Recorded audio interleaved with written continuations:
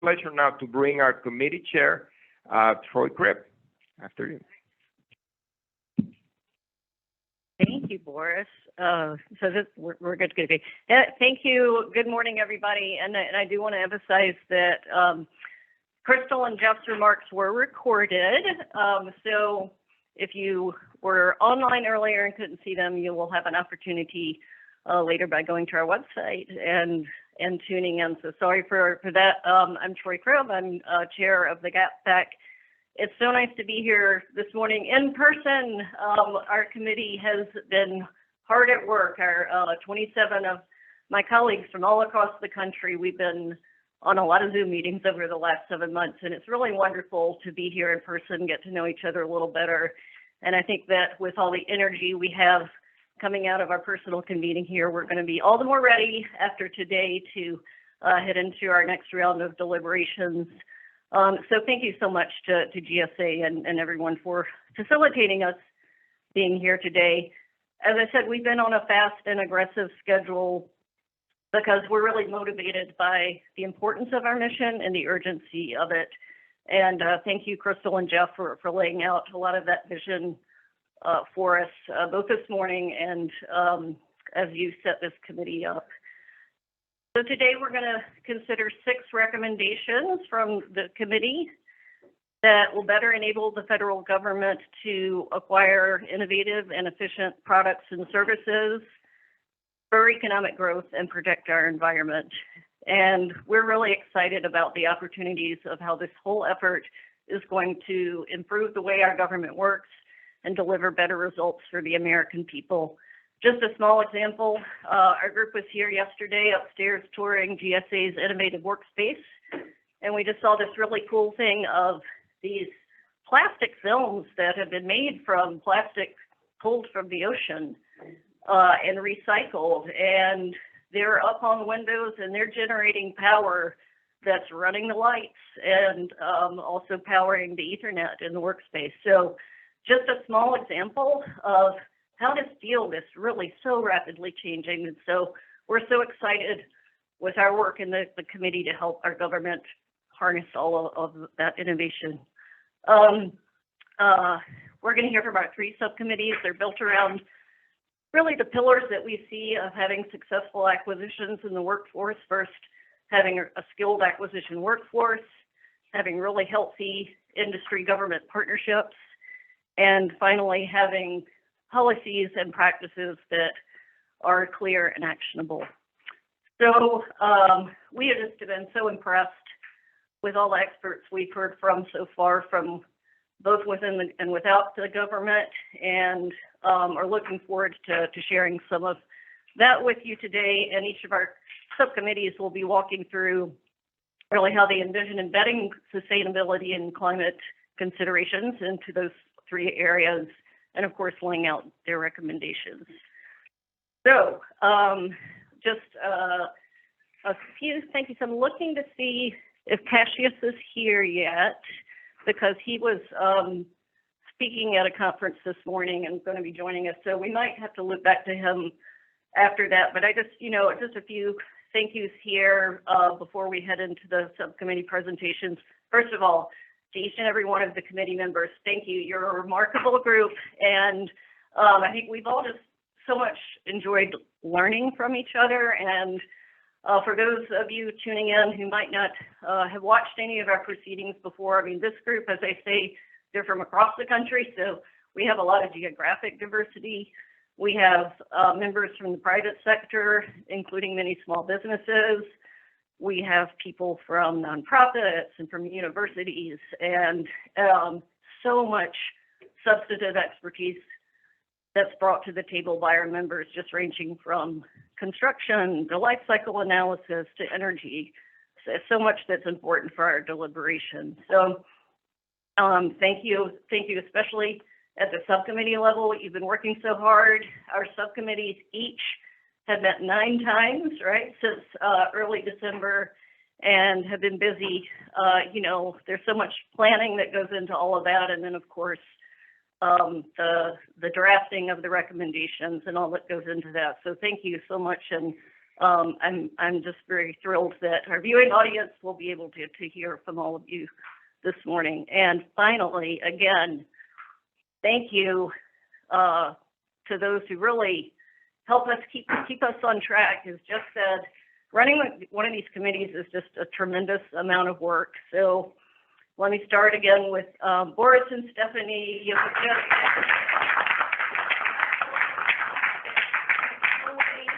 No way we could have gotten so far so fast without all of your work.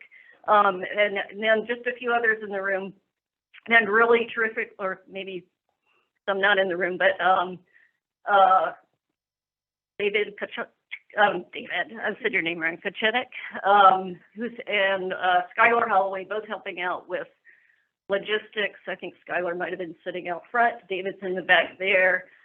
Really appreciate all your work too. And then maybe joining remotely Mackenzie Robertson, who heads up the efforts here at GSA with Federal Advisory Committee. So we've been so lucky to be able to consult with her on our committee operations, and that's been super important to us too. So with that, since I don't think Cassius is with us yet, I think we will turn to jumping into the subcommittee presentations, and we'll start out with Acquisition Workforce with Nicole Darnell and Ann Run.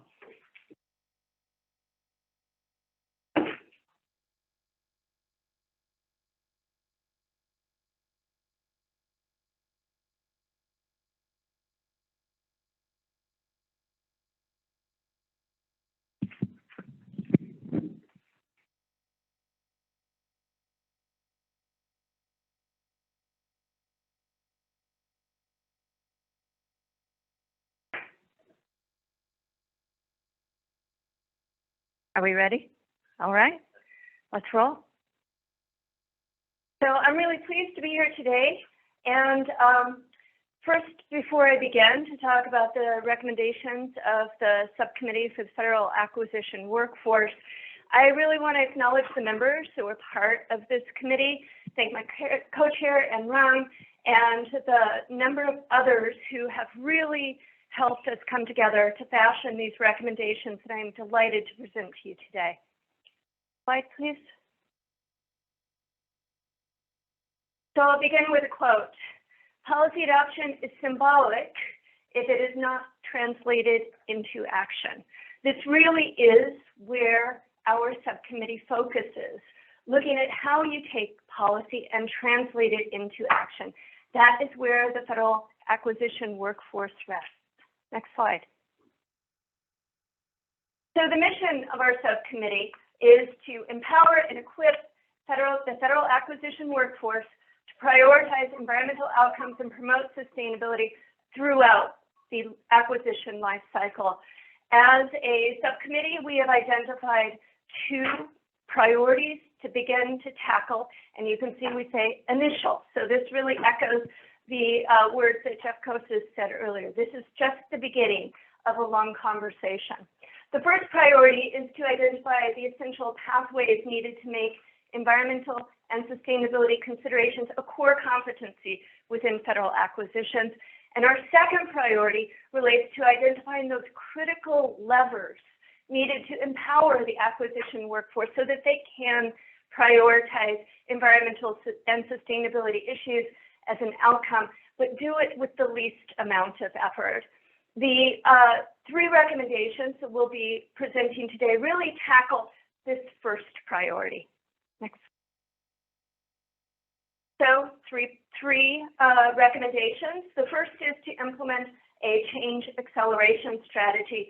I'll be talking about that next, and then Ann, the subcommittee co-chair, will be presenting the next 2 recommendations related to making sustainability a core functional capability across the acquisition workforce. And then the third recommendation is to create acquisition sustainability experts. Next slide. So who did we engage to come up with these recommendations? We talked with a suite of individuals across GSA, including a acquisition workforce focus group. These were individuals at the front line making decisions day to day about what to purchase, what that looks like, how to satisfy internal customer needs.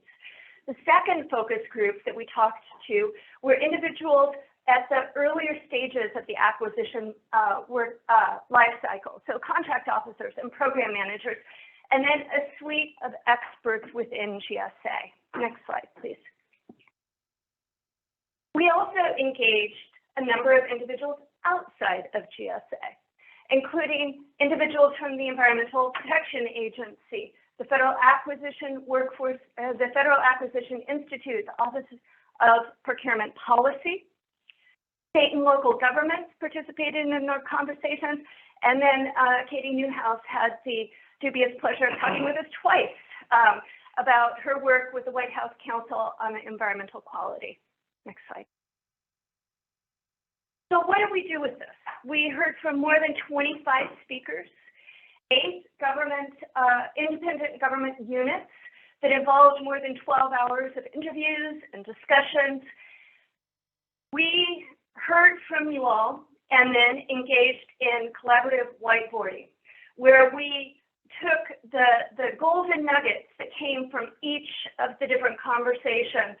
We reflected as a subcommittee, we organized, we voted on priorities so that we could determine how we were going to move forward. Next slide. So this leads to the first recommendation, implement a change acceleration policy. Here, the idea is that change without a guiding plan is just a series of uncoordinated activities. The GSA is in a unique position right now. You've identified a strategy that you want to undertake.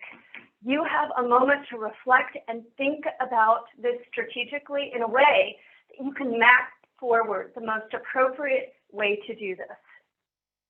The first step to this process is to communicate. And I can't say enough, it's impossible to over-communicate when you're undertaking change acceleration. I mentioned change acceleration because at the executive level, GSA has already decided that this is a priority, and the change management is happening. As a subcommittee, we said, how do you accelerate that change process? So communication is the first step. You need to establish and communicate interim goals. You have an endpoint where you want to get, but individuals within the workforce have a difficult time connecting with that distant endpoint. It's much more relevant than to identify what those interim goals are, because that can be incorporated into the day-to-day. Third is to form a powerful guiding coalition. This came out of our focus groups, and the subcommittee really connected with this notion that GSA has had a National Environmental Council that it wasn't entirely formalized, it went away. We suggest that you reinvigorate this National Council, but focus it on sustainability. Here, what you're doing is looking at bringing in thought leaders, individuals with influence in the agency, who will be looked to for guidance, who can serve as a beacon for information and support as the acceleration process moves forward. Second, as part of this, is to establish regional sustainability councils. So we've got the upper level, now bring it down much more to the regional level so that those individuals, those influencers, can help establish change within their area. And then finally, establish sustainability specialists. And these are individuals who can form tag teams around critical issues as they move forward. They have embedded sustainability expertise. And Anne is going to talk about this point a little bit more, so I'm not going to steal her thunder. Across all of these items, the key here is to empower others to act. And this is going to get at our recommendations 2 and 3. Next slide, please.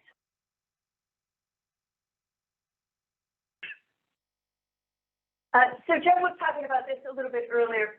Once the communication is there, once individuals understand that this is important, this isn't a fly-by-night thing, It's really important to communicate the quick wins along the way. Again, it's impossible to under-communicate them. So you need to track and communicate those unambiguous short-term wins. So at the point training is undertaken, communicate with the workforce the numbers of individuals that are undertaking the training. Once the regional and national councils have been established, communicate across the workforce that this is happening. Next, align sustainability acquisition recognition structures. This gets at creating rewards within the agency.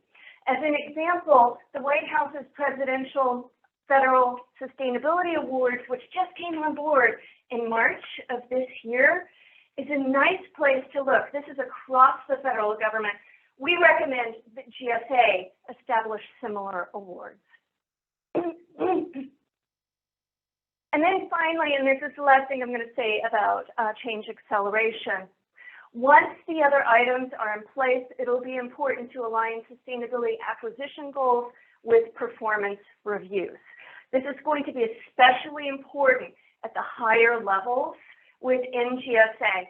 The executive level is on board. It's there. It's really important to start moving down because these individuals set the tone and the culture and the priorities for the individuals at the front lines that are making decisions. Okay, next slide. With that, I'll pass it over to Ian.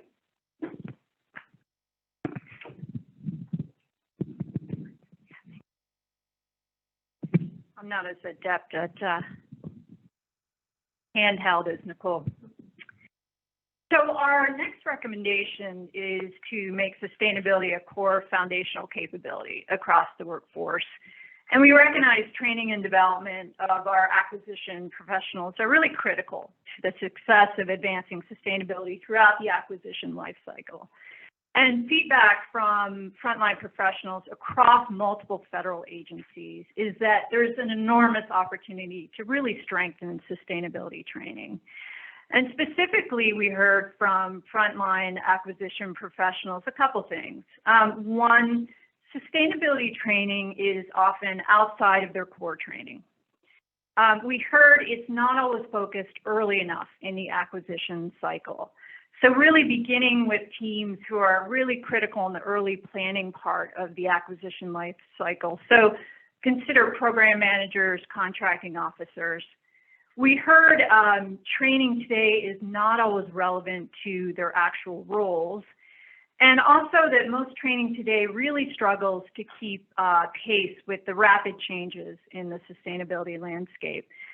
So based on this feedback and that of state and local government procurement professionals that we spoke to, we really recommend that sustainability move from being a special skill outside of the foundational training to really becoming a core competency within the new professional requirements.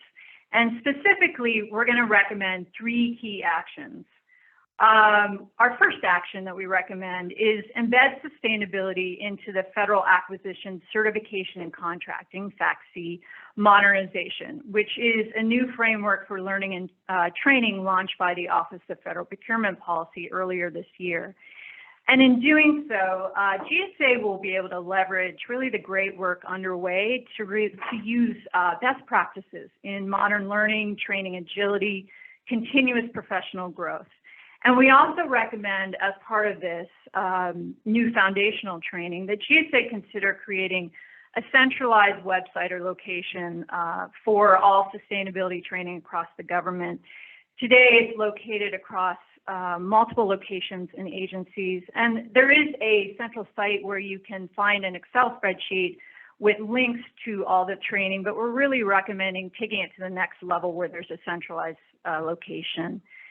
Our second recommended action is curate learning to be relevant to acquisition roles. And so we heard from several professionals that sustainability and training is not always relevant to their day-to-day activities.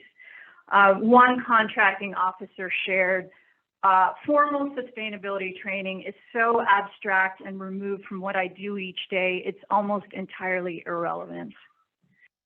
So to empower learners to develop practical skills that can be applied to their day-to-day jobs, curated learning should be tied to the rules. So we recommend GSA curate core sustainability to the acquisition rules, and just recognize that they vary across the workforce and the acquisition life cycle.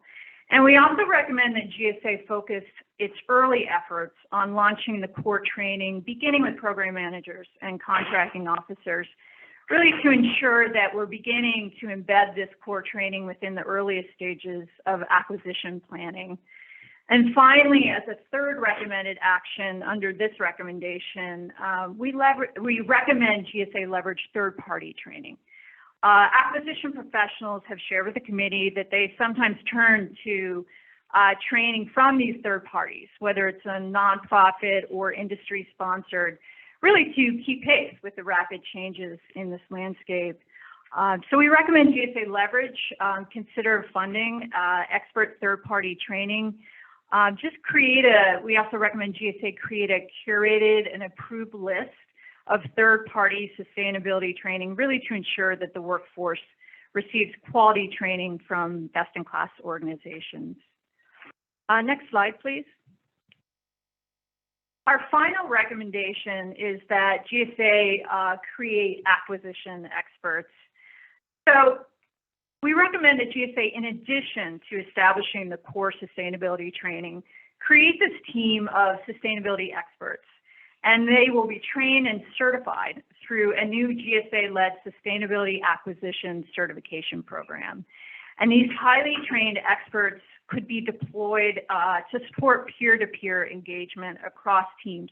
So consider it coaching in many respects.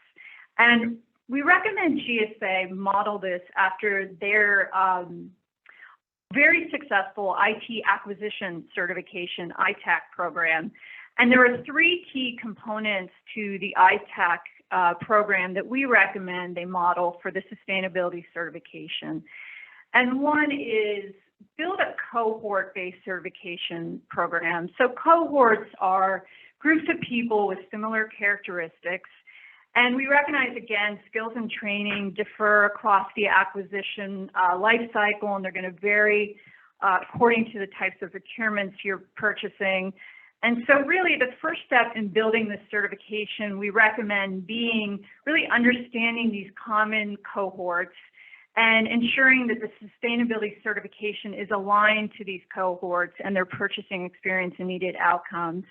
And we really believe that more tailored and specialized training, which was again reiterated by multiple acquisition professionals, be first grounded in this very clear understanding and recognition of the different job functions and cohorts. And one other advantage of the cohort learning is that it's going to help build communities of really active knowledge builders. Secondly, again, modeled after ITAC, we recommend that GSA, in building this certification program, assess the current state and gaps to create a competency framework. And we were so impressed by the work GSA had done in this space, and we think it's so important. In building the ITAC, they really established first a model to deeply understand sort of the competencies, I'm not going to say that word again, that existed and the gaps. And so we suggest GSA take a similar approach with sustainability. Again, just begin with an understanding of strengths, best practices, and gaps in those competencies, and a curriculum that closes that gap. And finally, we think it's super important for creating these sustainability experts that we provide them with real-world experiential learning. It's, of course, important to any kind of core training as well as expert training, but we think it's especially important in the certification process. Our acquisition professionals we spoke to have really emphasized the importance of hands-on experiential learning to facilitate the specialized training. And we know individuals learn by doing, discovering, reflecting, and applying rather than training almost exclusively with instructor-led experiences. And experiential learning is going to better equip these specialists to solve real-world problems. And several acquisition professionals suggested that specialized training should be an intensive experience over multiple days and weeks, highly engaged and scenario-based, and importantly, peer-to-peer. So I'll turn it back to Nicole to talk about some of the challenges.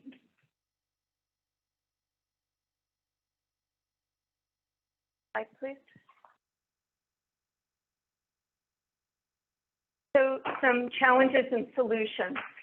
One of the things that was top of mind as we were thinking about these recommendations related to assessing job descriptions to include expectations about the specialized sustainability training, that this shouldn't be about expecting an add-on, something in addition to everything else. It should be embedded into the type of work that these individuals are taking on. Additionally, we're aware that there are learning objectives that should be mapped into these different trainings. We should be thinking about pilot testing these trainings in different scenarios to add proof of concept. And then third is automating change to reduce friction. And this really connects to our second priority, to identify those critical levers needed to empower the acquisition workforce so that they can prioritize sustainability concerns with the least amount of effort possible. We want to make this frictionless.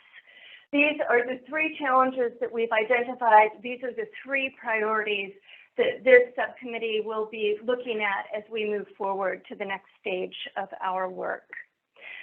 Related to this last item, the automation, change, and reducing friction, we see significant connectivity with the policy and practice subcommittee. So we're eager to be working hand in hand to figure out how we can make this work. Next slide, please. So I go back to the quote that I put forward at the beginning. Policy adoption is symbolic if it is not translated into action. What we have discussed here, the recommendations that we're moving forward, that we are presenting today, are about bringing the people along, creating a sustainability mindset that leads to a culture shift such that it's not an add-on, it's just the way things are done around here. Last slide.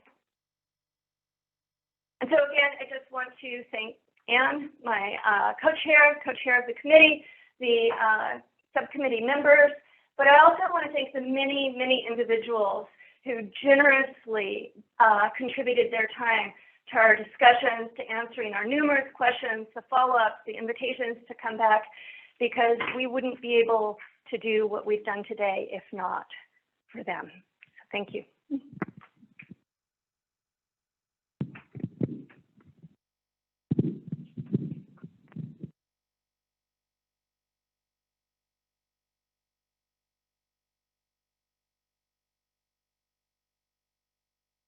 Yeah, thank you, Nicole. Thank you, Anne.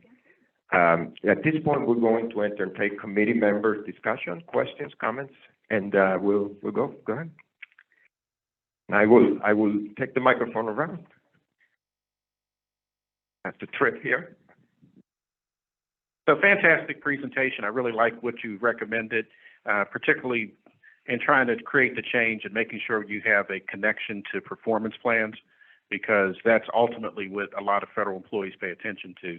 There's one other area, I don't know if I saw it in there as clear, is another way that agencies drive change is through having an agency priority goal, which is above and beyond typically some of the major goals that the organization might have.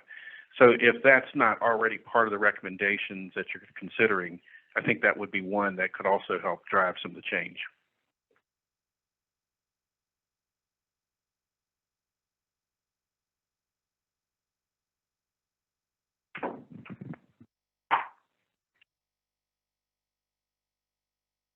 Thank you, and having served with you on this subcommittee, it's been awesome work. But I'd ask, could you expound a little bit on the experience of actually talking to the frontline workforce and how that really helped crystallize some of the recommendations?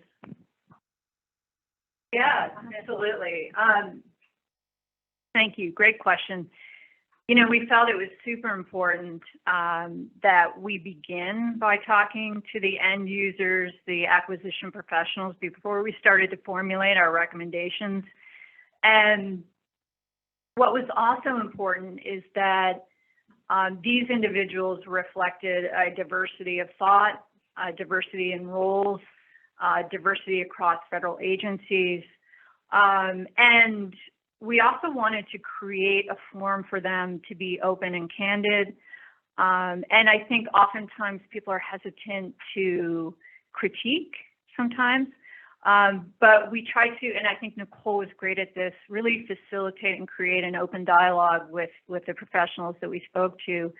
And that is where we began to formulate the recommendations, really hearing from them firsthand. Yeah. And I think Nicole did a wonderful job too of really just ensuring that we were able to create this dialogue back and forth. And then as a team afterwards, once our frontline professionals had exited, just really brainstorm and sort of collectively talk about what we heard and some of our key takeaways. Did you have anything to add? Yeah, I'll add to that. And that is when we first started talking in our first focus group, we were really focused on individuals on the front line. And we heard from a number of subcommittee members that this was going to be important. We wanted to hear how this was going to impact their work. And the first focus group that we heard from, their big takeaway was just tell me what to do. Tell me what to do. I'll do it. Make it part of the rules that I follow. I will follow the rules. And we thought, okay, we get it, loud and clear. But then it was at that moment that we realized we need to also move back into the acquisition life cycle to talk with individuals who are wrestling with the bigger issues of embedding sustainability, not tell me what to do. They're the ones thinking about how do we actually execute on what we've been. That's where it was important to talk with those contract managers and the program managers. And that conversation led to, I think, some really fruitful conversations, especially about those, the champions that would serve as a guiding coalition. They're looking for those experts to turn to when key questions come up. I was also really struck by a common theme of peer-to-peer. That seems to be a really sort of important component to any training and really the most impactful in their minds. Thank you very much for a wonderful presentation.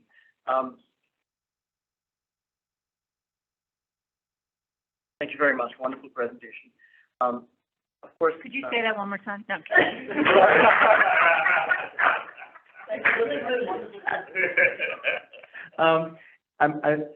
What caught my ear was the idea of embedding learning objectives into their existing business processes.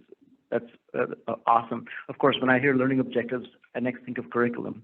And I was wondering if you had any thoughts or just a point of discussion on who you see delivering this curriculum and what the modes would be. Thank you. I'm going to provide you with a very sanitized response to that, and that is we haven't dug into it. And I think it's premature before we do to really provide some initial thoughts on where that's going to go. We want to hear from individuals that are actually doing this, individuals that have thought about doing this, individuals that have implemented it and it's gone both well and not well. So before we reach at that really vital landing point that you're looking towards, I think we need to do some homework.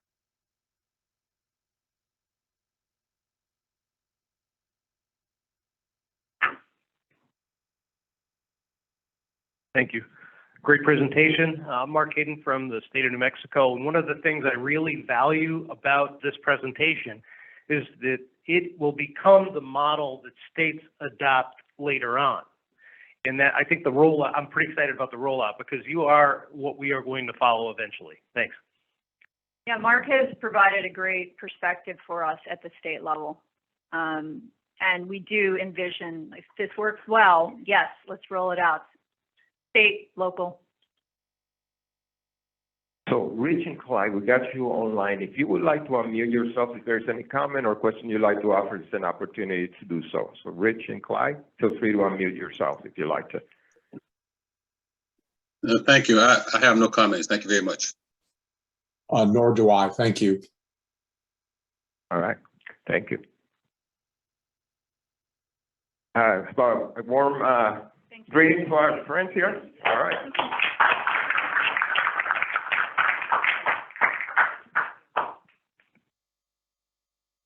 Thank you, and I think everyone will see like a common theme across this committee. The committee is very practical minded and is always looking for things we can build on. What are other successful models we can follow to make things easier to implement in this space? And certainly that was reflected in the acquisition workforce recommendations. So kudos for that. Next, we're going to hear from our industry partnership subcommittee with Kristen Seaver and Farad Ali.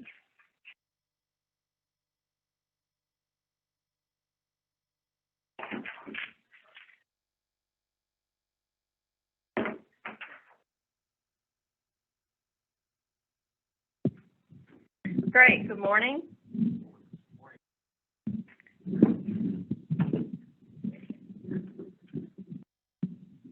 Being attacked by the microphone. So my name is Kristen Seaver, and this is Farad Ali, and we are pleased to be here with you this morning. We are the chair and co-chair of the Industry Partnership Subcommittee. And if we go ahead to the next slide, please. And we're certainly happy to represent the subcommittee. The subcommittee is made up of 13 amazing people from all over the country with diverse industries being represented, diverse experiences, and really a coalition of broad thought that has worked tirelessly to really bring these recommendations forward. So Farad and I definitely want to thank them for bringing their talents, their time, and their experience to the work that we're presenting today. And we also want to thank them for the work that we will continue to do in curating further recommendations for GSA.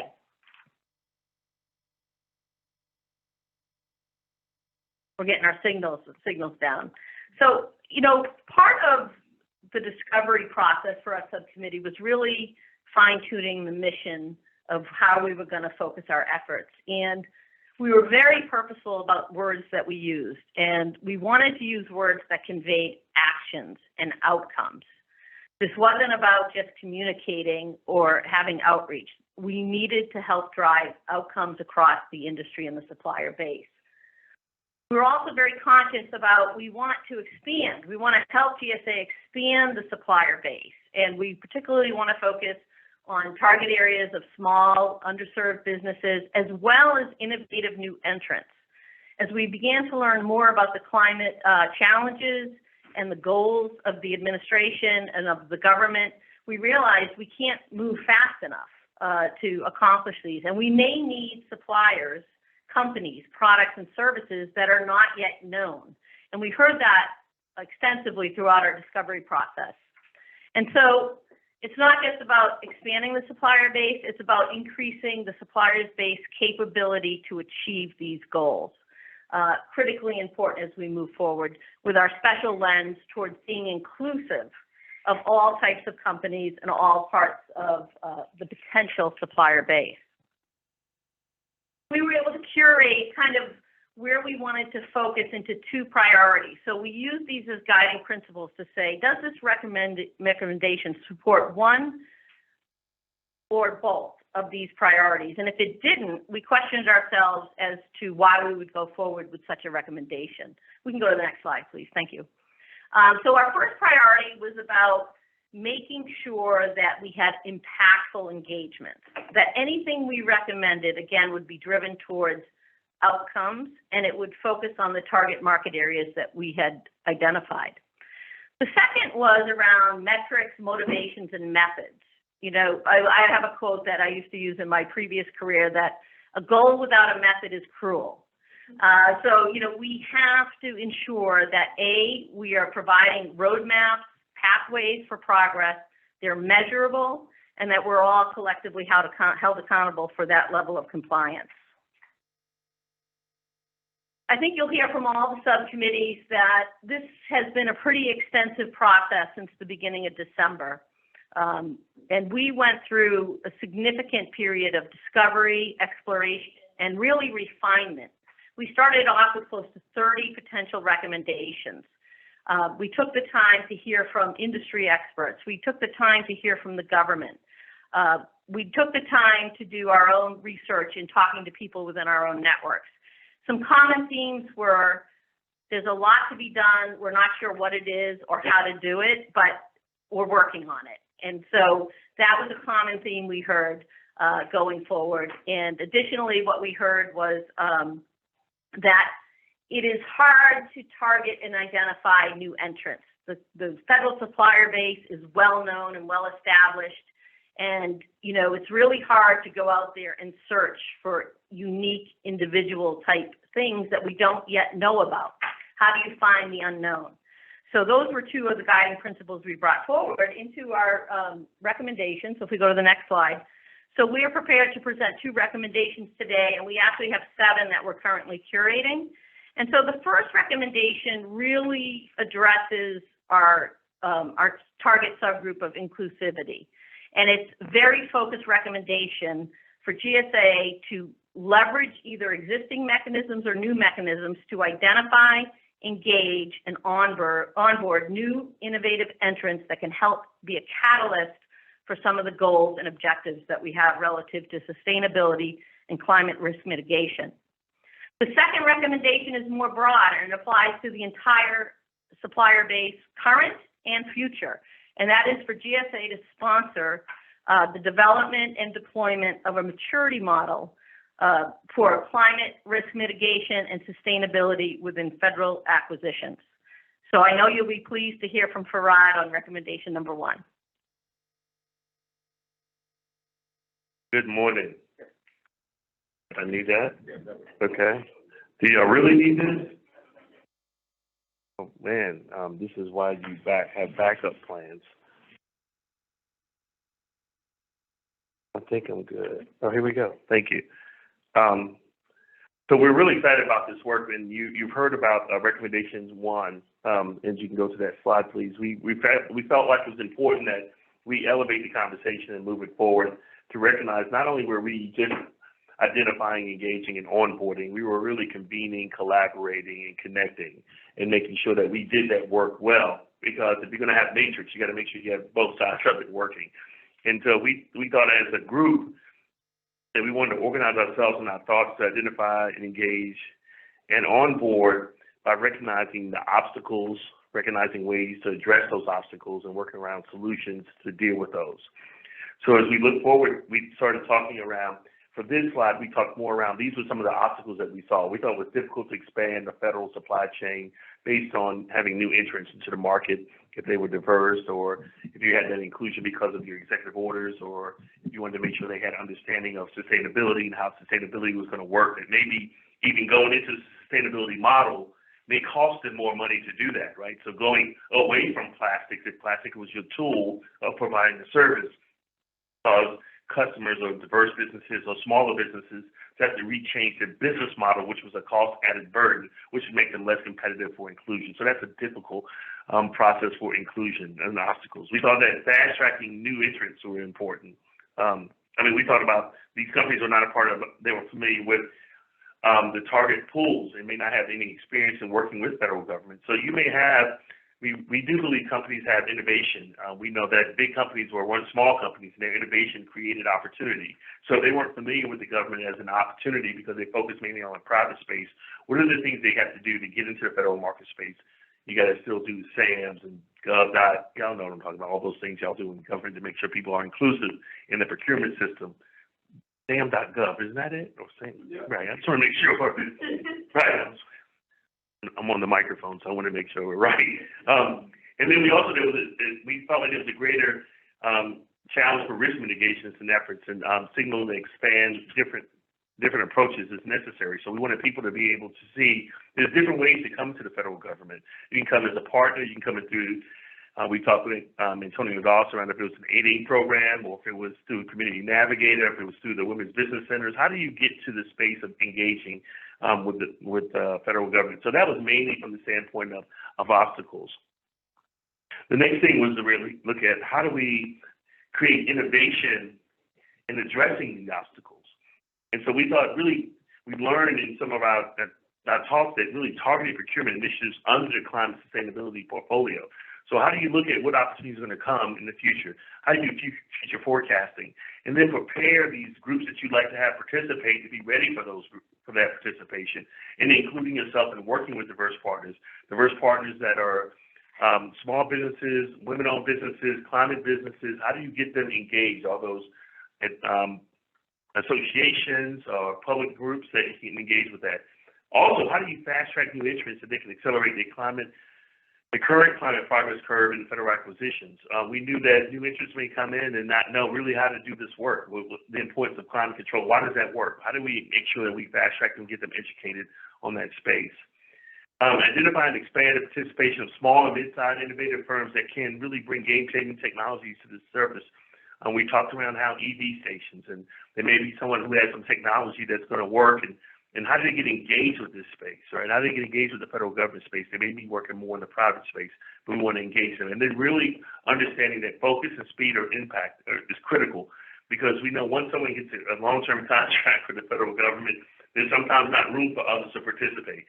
So we really had this kind of real talk. If someone was already engaged, then they may have taken up all the air out of the room, and being able to get opportunities in the future may not be there. And so people typically press the easy button. We can talk about this in the federal government space. You use the same person over and over again. You get 10-year contracts, 2, 3-year options on that. It allows you not to be able to participate. So we wanted to make sure we cover that. So here's some ideas or examples of really execution and dealing with the convening, the collaborating, and the connecting.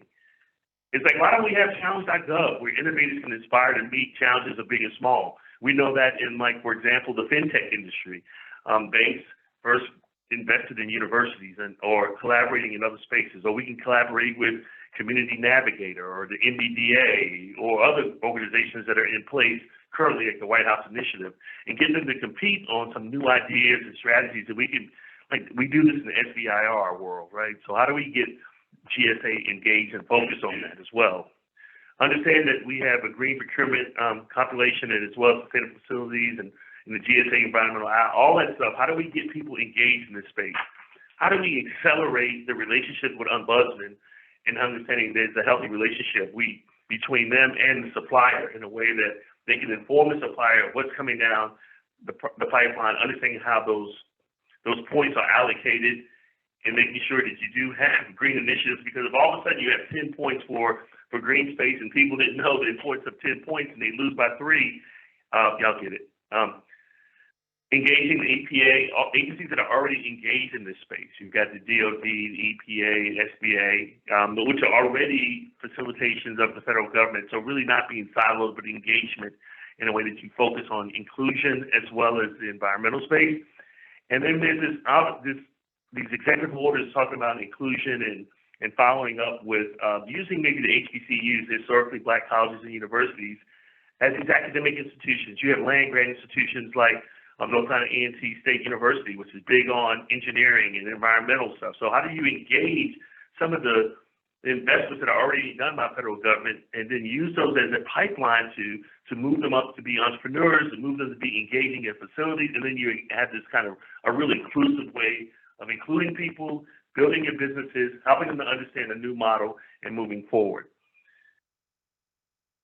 And then conclusion, we feel like if this has happened, right, this is just like business plans, right? We call them dreams on paper, but they can win. That if this happens, that we'll be able to attract businesses in this entrepreneurial ecosystem, enable startups to accelerate their growth, fuel entrepreneurial spirit in the U.S., send a strong demand for a signal for innovation. That we know the government is asking for innovation, but not just for innovation, but innovation for execution, execution for opportunity, opportunity to build community, community builds taxes. Y'all get it. And making the connection that counts to maximize the speed, the positive impact, sustainability, and to offset climate risk mitigation efforts. I'll return it back to Kristen right now. Use this. Okay, no problem. Thank you. Yeah. I can't multitask that much, so great. Thank you, Farad. So our second recommendation, as I mentioned, is broad and really applies to the full federal supplier base, known and not yet known. And, you know, we've talked and we've heard, and I think it was mentioned this morning, there's a lot of momentum, there's a lot of money, but when we start to think about climate risk and sustainability, it really is a shoot the gap moment. And so it's really important that everybody knows what the strategy is, knows how to execute, and we can shoot that gap with enough time on the clock. I mean, because that's really the driving pressure here. So when we think about all of the executive orders, all of the administrative priorities, all of that coming into the supplier base, in addition for just the pure essential need for everyone to do more faster, that's more effective in driving sustainability and mitigating climate risk. We heard throughout all of the speakers that spoke to us, and even amongst our own subcommittee, that the pathways to progress are not known. We are not all operating under a standard terminology. We are not all operating using standard, well-known metrics.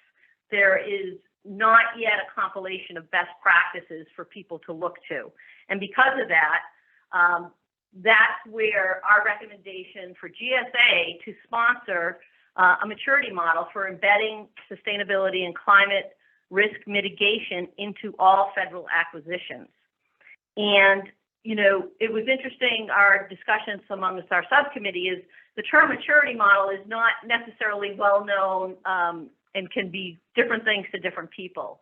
So whether we want to use the term maturity model, roadmap, framework, but what we want to be able to do is create those clear pathways to progress.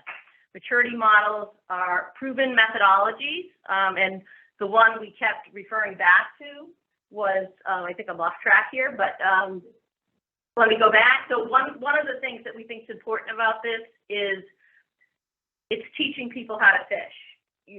We are clear on requirements. We're clear on terminology. We're clear on critical benchmarks, which right now are, you know, determined in FAR compliance rules and regulations. Those are absolute benchmarks that the supplier base has to hit.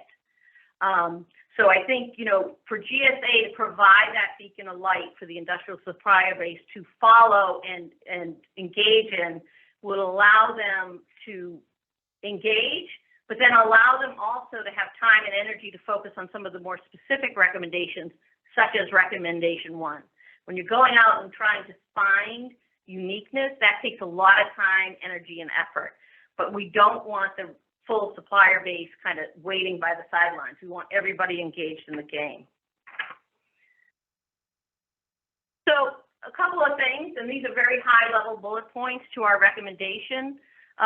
The one model we kept going back to was the NIST cybersecurity framework. Having been a former federal CIO, the ability to drive a large organization and increase the strength of that organization from a cybersecurity perspective, to get the business side on board and understand why investments are important, how are measurements, that we were credible, you know, being able to report back to the NIST cyber framework was critically important for galvanizing and mobilizing cybersecurity. And I think everyone in the room can kind of attest to that it took a while, but once everybody knew how to get, where they had to get to, how to get there, and that there was resources available, that's how you gain momentum moving forward.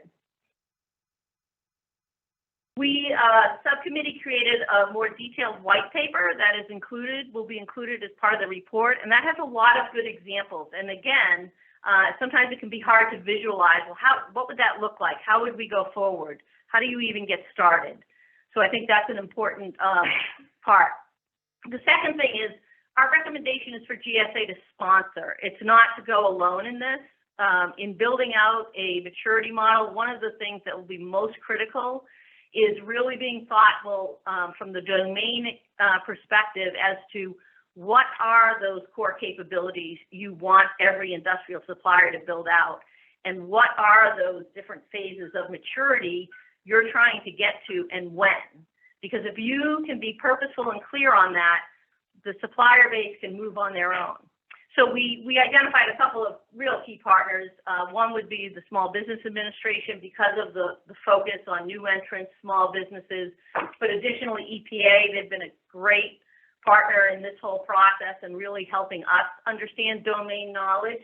And there could be other agencies that you would want to partner with on the creation and development of the maturity model, but just like with NIST, it's great to have somebody sponsor it and really make it the flagship program. We also, part of our recommendation is, you know, gather more information. We can help gather more information. You know, through RFIs or talking to third-party providers. There's a lot going on in this ecosystem, and I think there's resources there that can be brought to bear.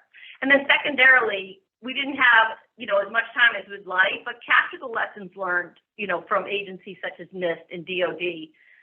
What did they learn that slowed them down in the beginning so that we can accelerate and move faster? And then I think lastly, as I've already mentioned, this will allow a very broad beacon of light and get a massive supplier base moving. The other thing that we think is really important is we want to create a culture where individual businesses can move beyond compliance and into a forward-leaning leadership position. And because the roadmap will be laid out. So let them use their resources to kind of change it from a push to a pull and create that momentum across the ecosystem.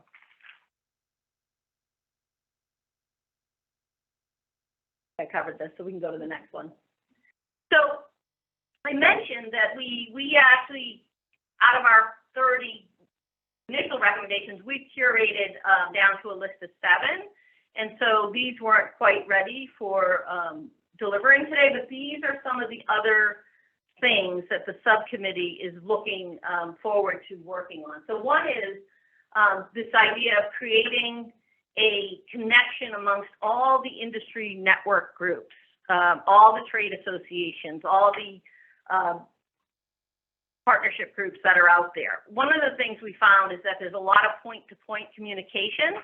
And different folks talk to different groups, but there's no cross-horizontal mechanism for communication. We want to also focus on how do we, and this could be part of the maturity model, how would we accelerate a best practice repository so that people could go and self-learn. We want to look at the possibility of leveraging the large suppliers as a catalyst to drive expansion of the supplier pool, similar to the mentor program, but around climate and sustainability. We definitely are going to be focusing on some data transparency, data availability, how we look at data to say, are we really, not just compliant, but are we really moving the needle? Because this entire initiative is just something where I don't think we're going to get a do-over. So we need to make sure that we're measuring what we're putting in place and that it's having the positive effect that it's having the outcome that we desire and frankly need. So with that, I believe we'll open it up to questions and discussion. Thank you. Again, so we invite the members of the committee to chime in. Do you have any comments or questions for the Industry Partnership Subcommittee? This is the time to do it. Please identify yourself as you do for our friends in the virtual space so they know who you are. Thanks, Boris. Boris, this is hi, Kimberly Rich Butel here. I think that the use or enhanced collaboration with existing groups within government is an outstanding way to move forward, and suggest that great progress could be made in this regard. GSA, with its use of centers of excellence, is a good example. And so, having worked on various maturity models, I think this is they are to be commended for improving the collaborative aspects of existing groups overall. Over. And thanks. So first, just thanks to Kristen and Farhat for really distilling all the great work that the subcommittee has done over the last 7.5, 9 months. It's been a lot of work and effort, and I think that these 2 recommendations initially are a great initial start for us.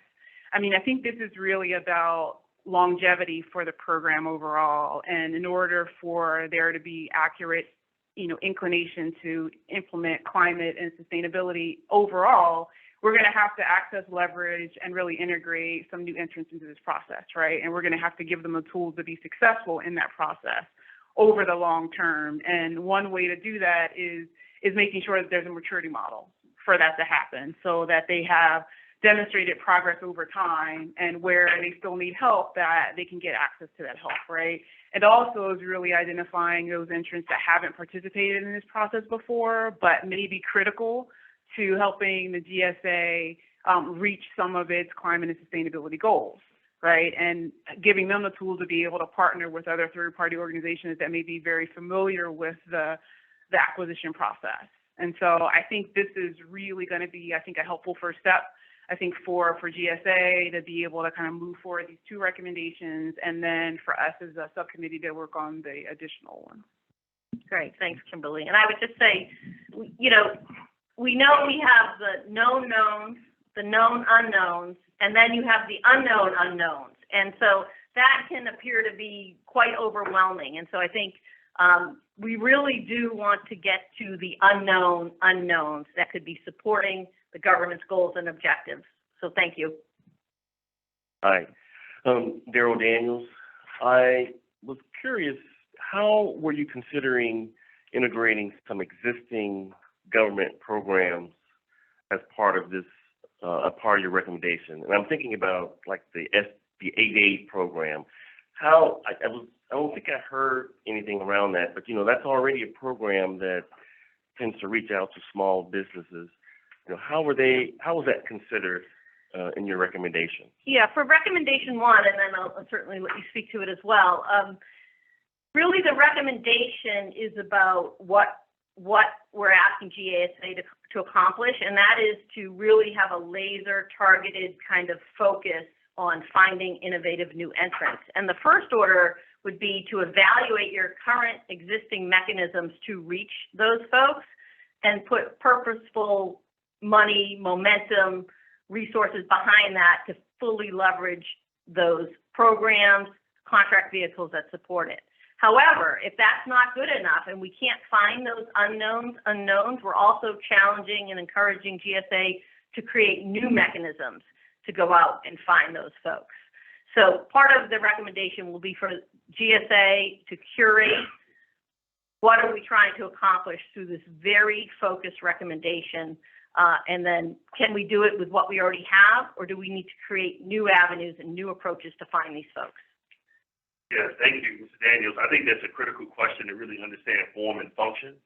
So what we saw in our group discussion, it was really a heated, involved discussion around the federal government is doing so many different things in making sure they're preparing businesses to engage with federal government, like the Community Navigator, like the Women's Business Centers, like the MBDA, like the 8A, all these programs, right, that we know about. We were like, well, those are already, that's fertile ground for you to begin teaching around environmental sustainability issues. So those companies that come out are prepared and ready. So you're preparing them on understanding, you know, how to get to money. You're preparing them and understanding them how to get good management technical assistance. Well, that last part is marketing, right? So you get the 3 M's, money, markets, and management. So we thought that the last part of the marketing side, which is to make them more marketable as firms since they're already engaged in the federal government system, because those can become the pathway forward for them to be engaging. It gives you the diversity. You start tracking and start building businesses to understand there is a sustainability model. You may even need to phase approach that in to get them engaged because it may be too much for them. The big companies already may be prepared, but to ensure them the opportunities to participate for the future. So it's really being future focused by having those businesses that are engaged in those federal government programs already so they can be prepared to engage for the future. Otherwise, if you don't teach them the importance of the environmental model and what's happening, they'll be prepared from the money and the management side, but they won't have the marketing expertise to engage. Thanks for that presentation. Anish Tilak speaking. Can you say that again? My name? No, I'll willingly say my name over and over again. The recommendation for a maturity model really resonated with me.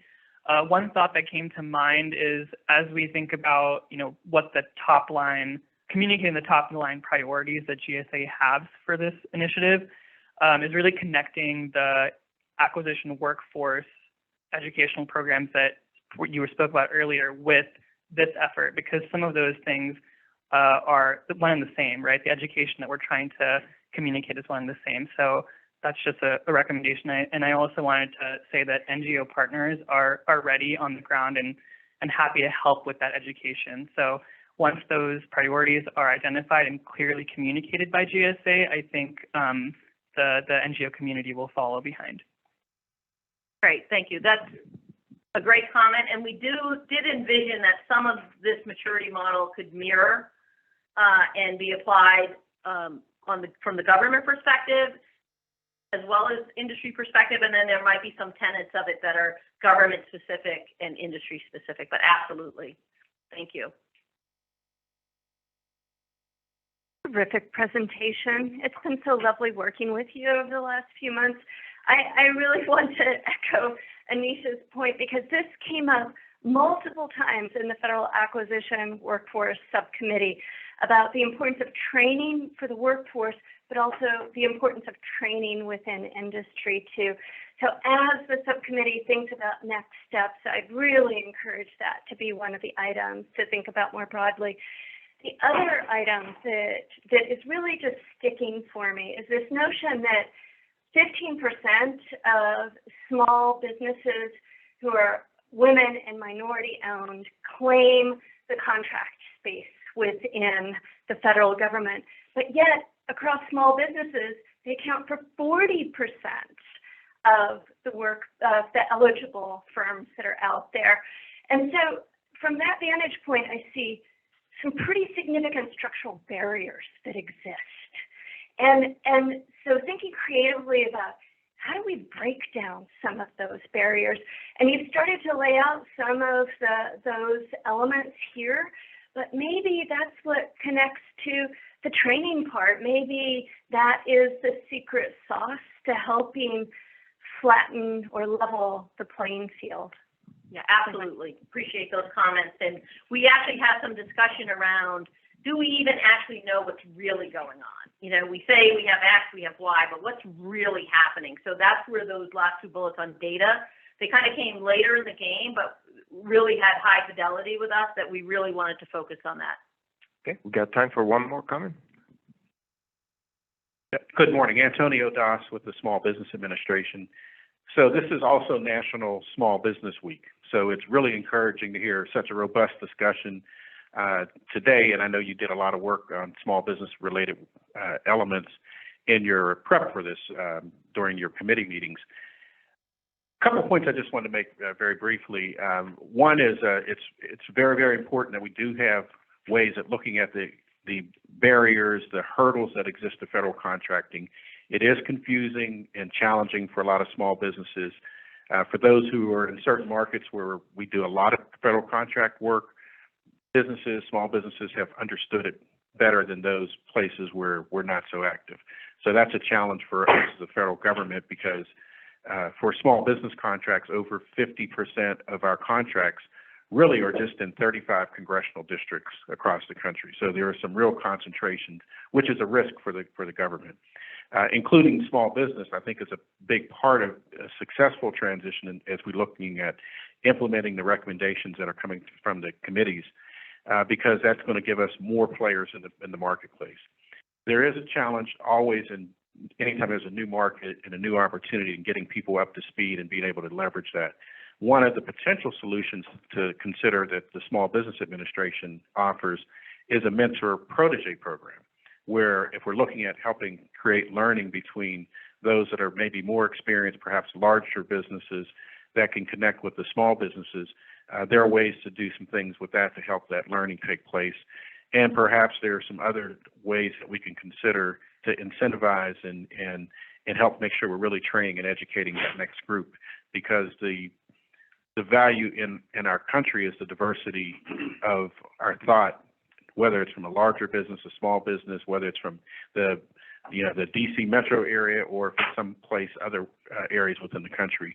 We need to be able to tap into all of that to drive the results that we seek. Great. Yeah, thank you, Antonio. And I know we're short on time, but we actually had that in there, part of leveraging the big businesses that are already in position to execute, ensuring that they include small businesses. Thank you. And we'll definitely have you back to the subcommittee. So that was very helpful for us. So thank you. Thank you. So let's show our appreciation for industry partners.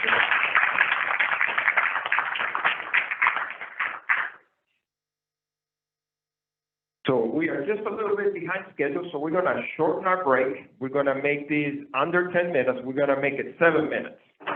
Feeling generous. So 7 minutes, we'll be back in 7 minutes. If you're looking for restrooms and you're new guest here, the restrooms are on the other side here. But so you can exit either side and you'll find restrooms going that way. So we'll see you back in 7 minutes. Trust that you're all enjoying the fruits of the great labor here of these groups.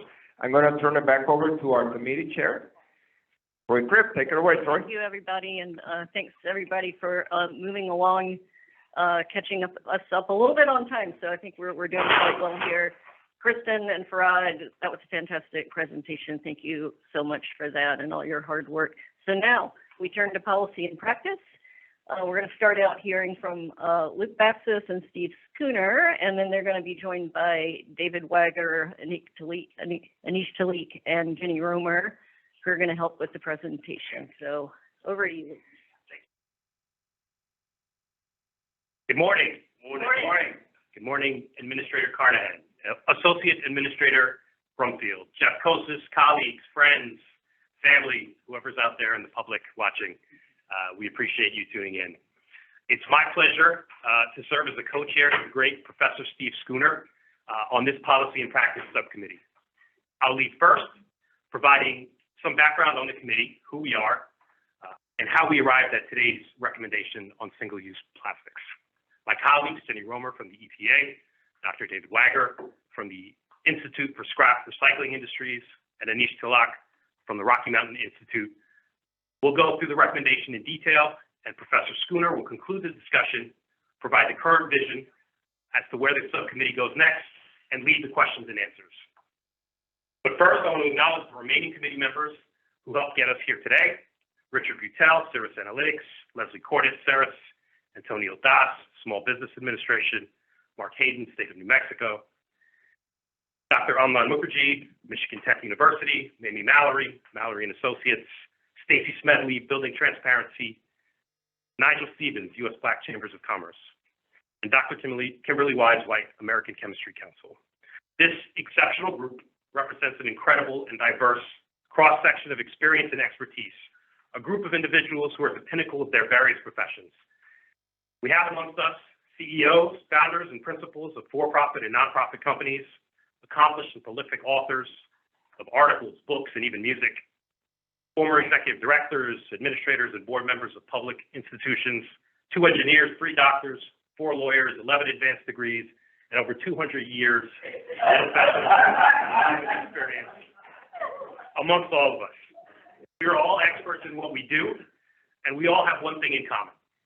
We all believe that this committee and this subcommittee and the work that we do here is important, can make a difference, and will make a difference. Next slide. We began our work in December, and our first task was to come up with the subcommittee's mission statement. Over the course of several weeks, we debated concepts and language and ultimately unified around this mission statement.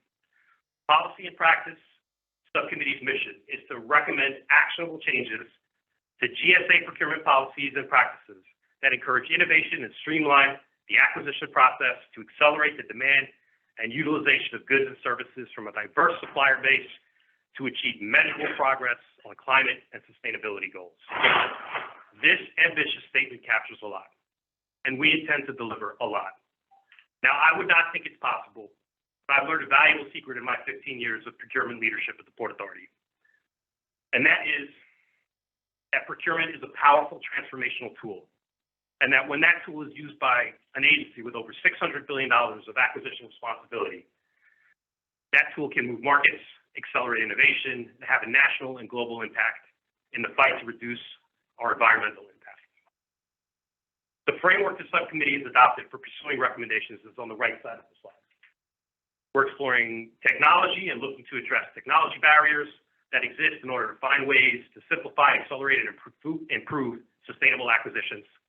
Processes, how can we improve implementation and operationalization of sustainable procurement within the GSA? And policy, how can we support specific policy measures like we are today on single-use plastics? Next slide. Over the last 6 months, we've had the privilege of hearing from such experts as Katie Miller, the Office of Industrial Climate Federal Acquisition Service, Porter Glock, who I see in the audience, Jenna Larkin, EPA, and of course, Adina Torbenson, whose excellent presentation and ongoing support is in large part why we were able to arrive at a recommendation for today. Next slide. Each speaker has contributed to our evolution as a subcommittee.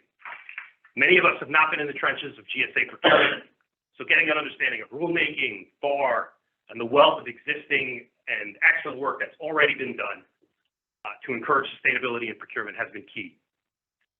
It's been key to moving the committee towards making meaningful recommendations.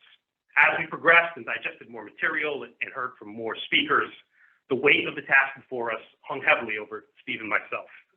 There was a lot to learn, an enormous amount of material to absorb, a long journey to come up with quality recommendations, and no roadmap to get there. Like other subcommittees, we put together a framework for identifying which issues and priorities we would attack first. We categorized each potential focused area by level of effort and potential impact. The result was to prioritize ideas that were low effort and high impact first. Once we concluded that exercise, we had a working roadmap and a path forward to advance some key concepts for ongoing analysis. Technology, process, policy, framework will guide our future efforts, ensuring we can deliver on our own ambitious mission. The subcommittee's work has only just begun, and we're honored to present our first recommendation today. I'd like to ask Jenny Rover now to start leading us through that recommendation. Thank you very much, Luke, and members of the committee. Slide. So our first recommendation here is about reducing single-use plastics. And just to give you a little bit of background on that before we jump into the meat of the recommendation itself, kind of why we got here. So we'll start with just the issue of single-use plastic pollution. So plastic pollution and waste poses a major global issues, negative impact on the environment, human health, and climate. And in part because a lot of single-use plastics are short-lived, including shipping materials and redundant packaging or unneeded packaging that can be reduced without any change to consumer protection, product protection. And single-use plastics and packaging materials are often difficult to recycle or compost and end up in landfills or at processing facilities. They're often located in disadvantaged communities.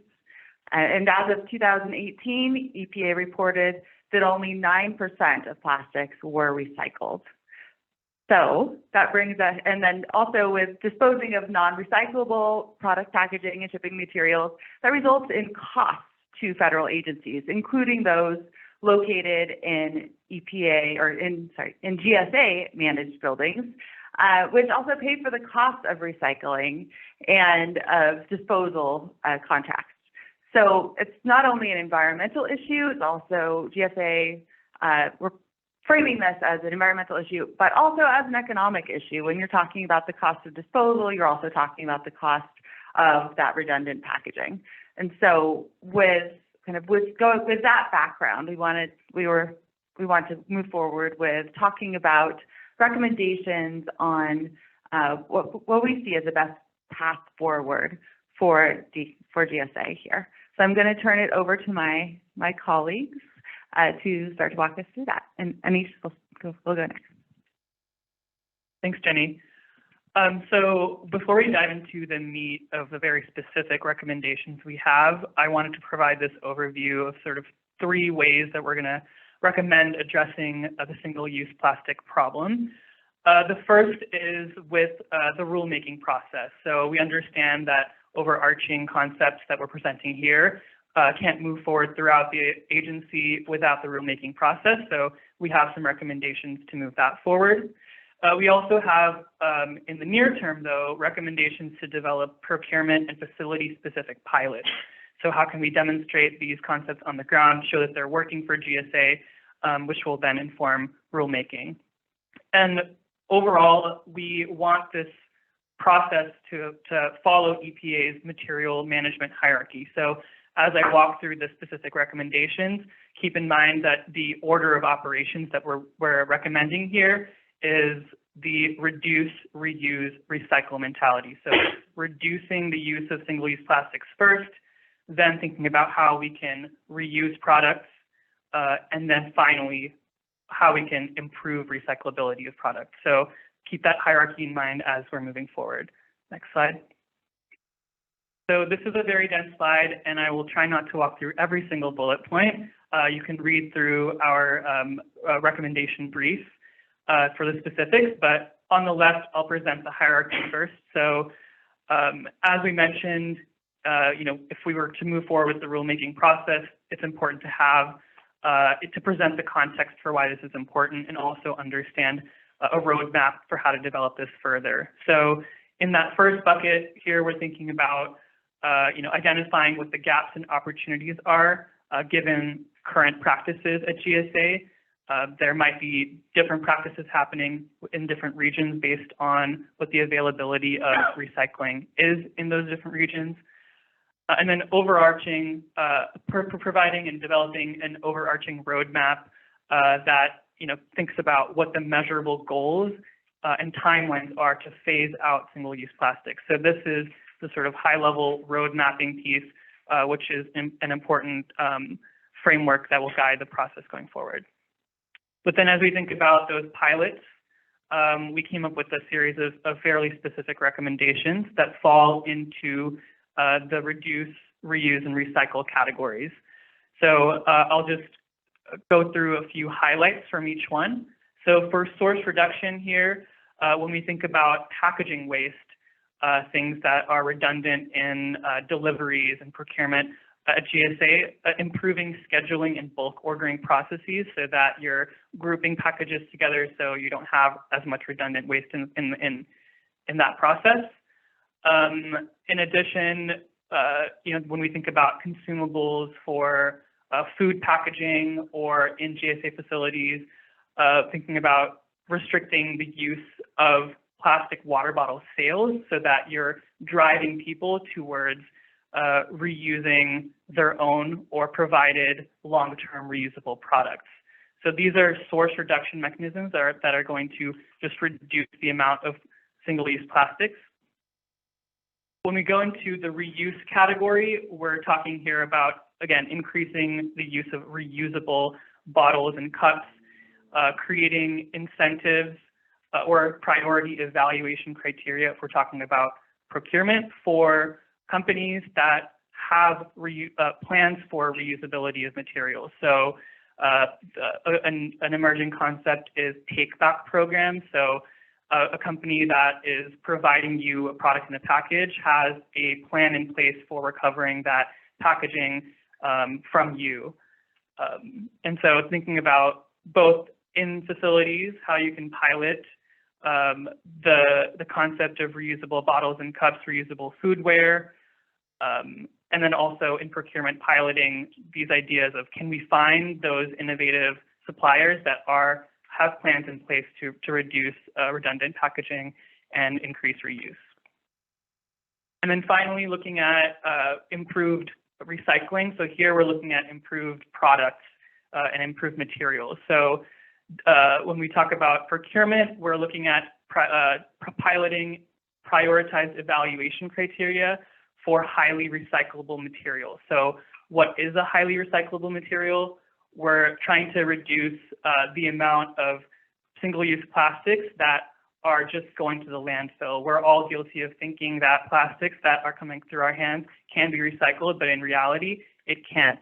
So the goal here is to improve the recyclability of the products, of single-use products. So highly recyclable materials include metals, and glass. Those are sort of the two main categories, and increasing the use of those single-use materials over plastic is one of our recommendations.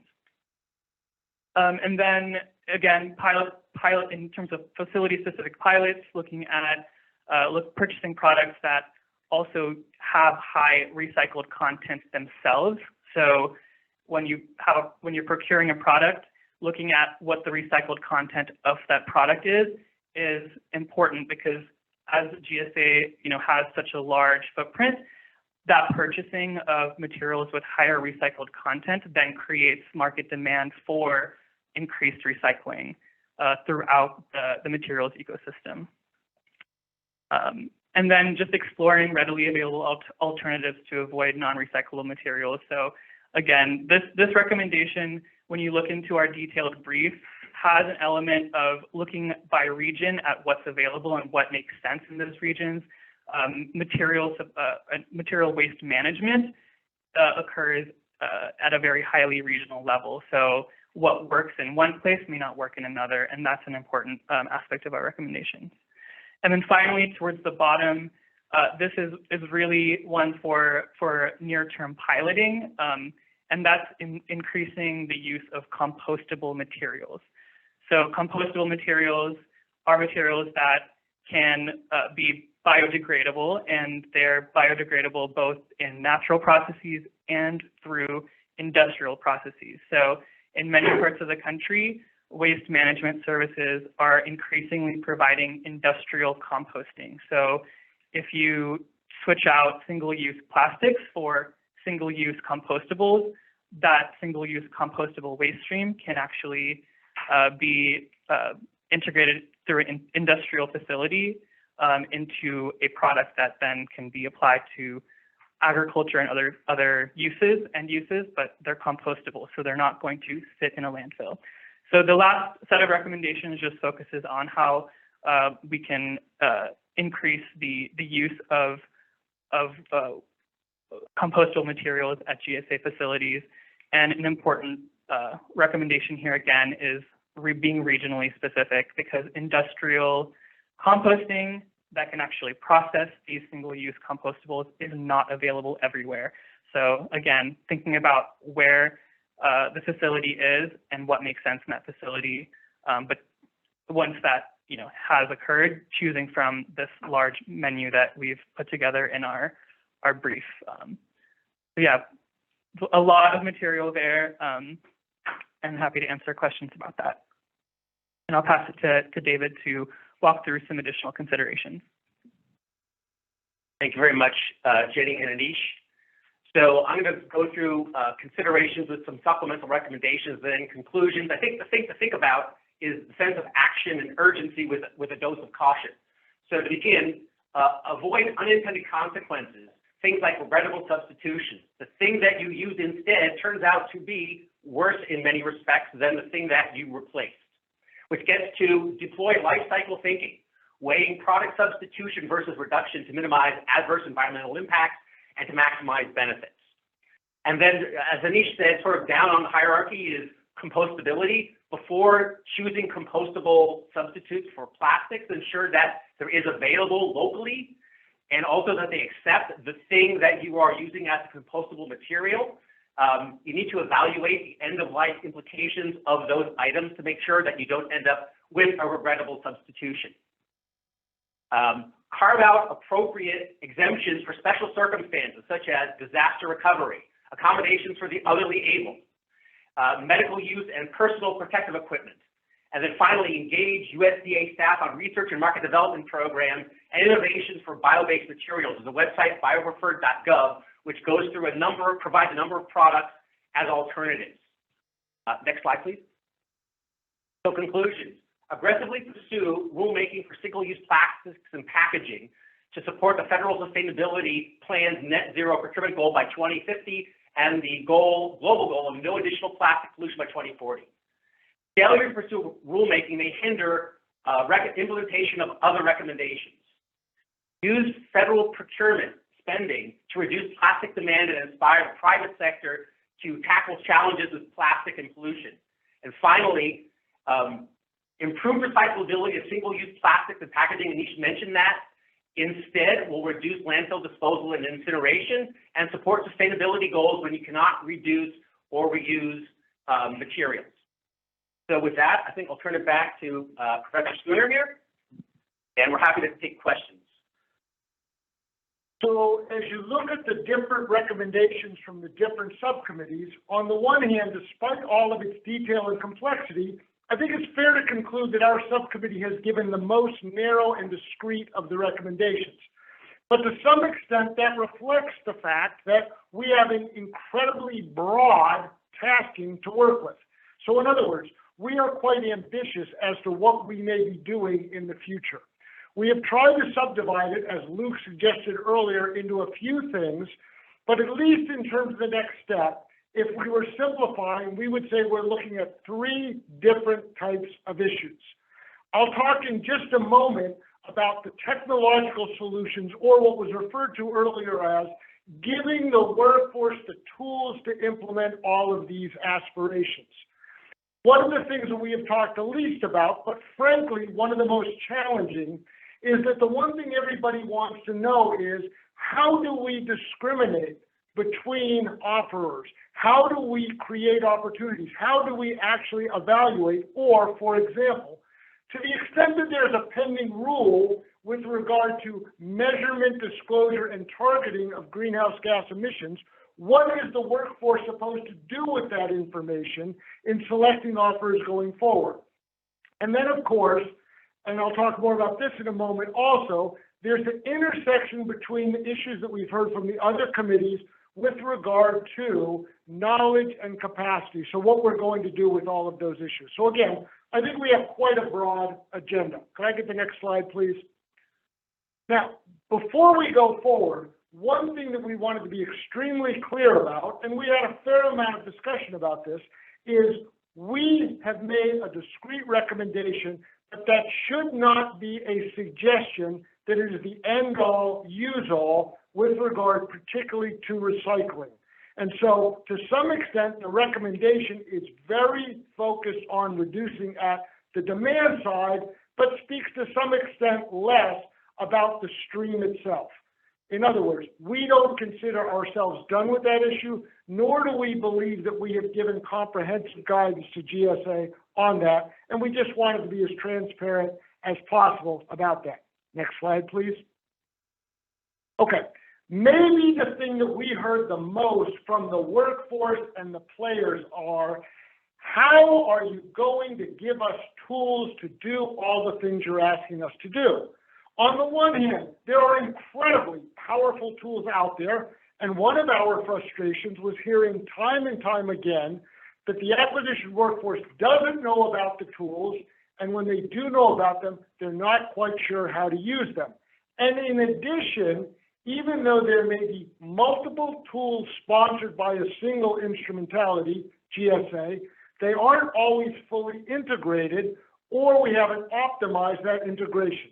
Just to briefly highlight 2.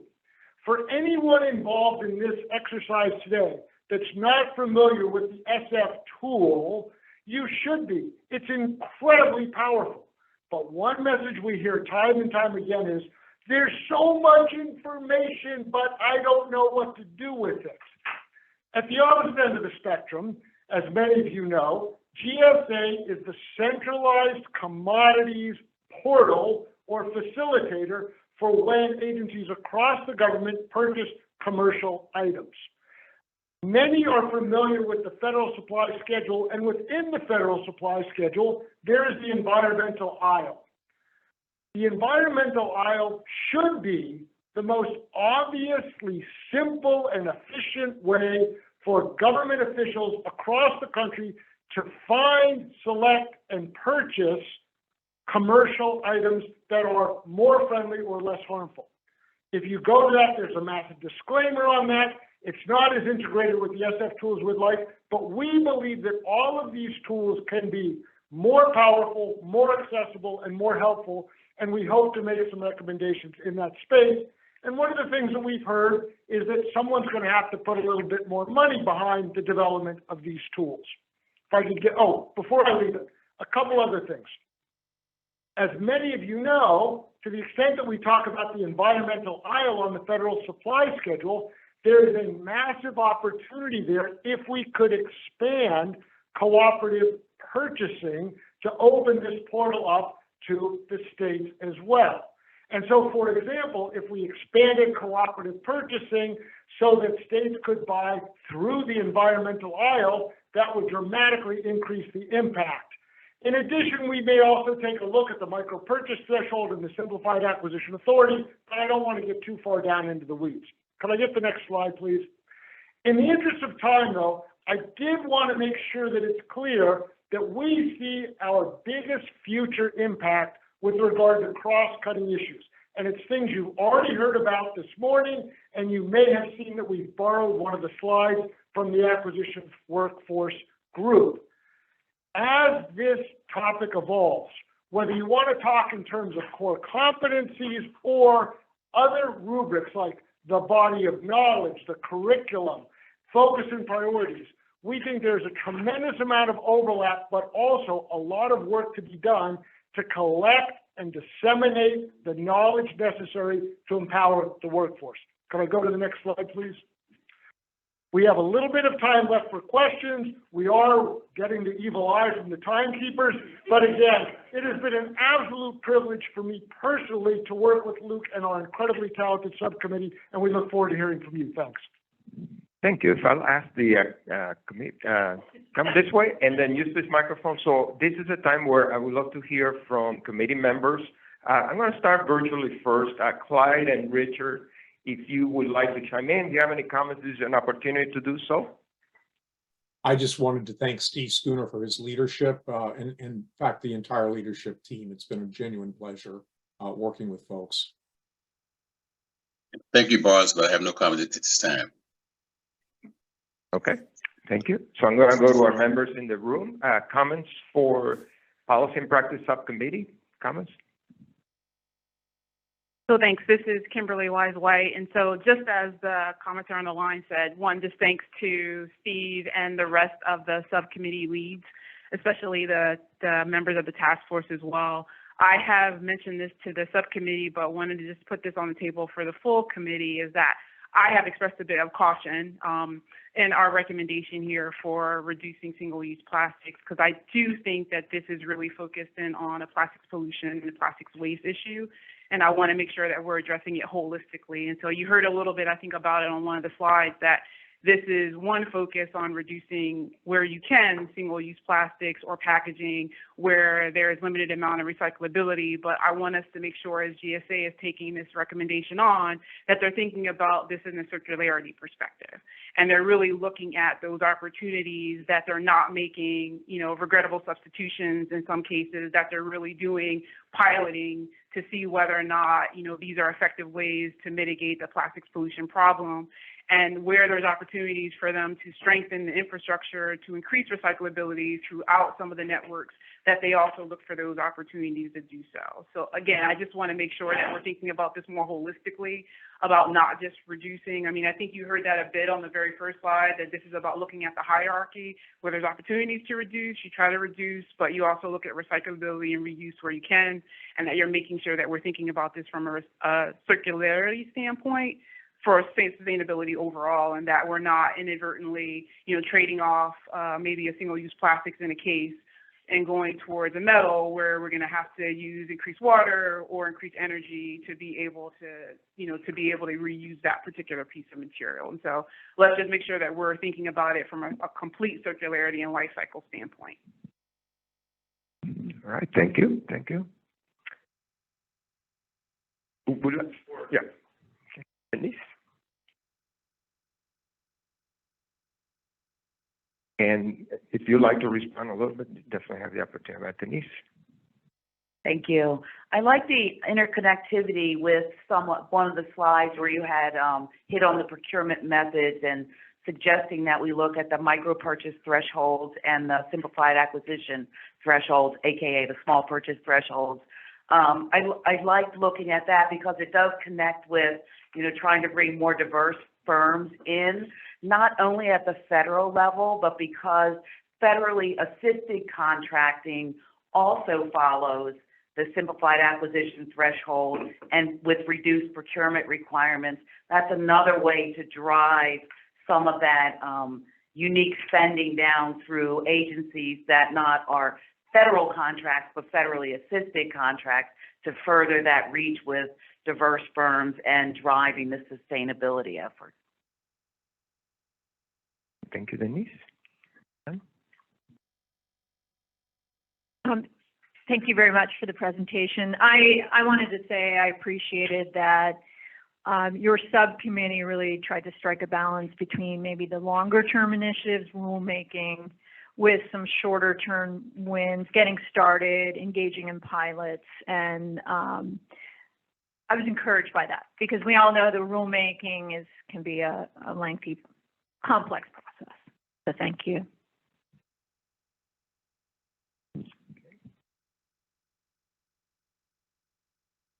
Okay, anything you'd like to respond or anything else? We good to go? Okay, let's show our appreciation.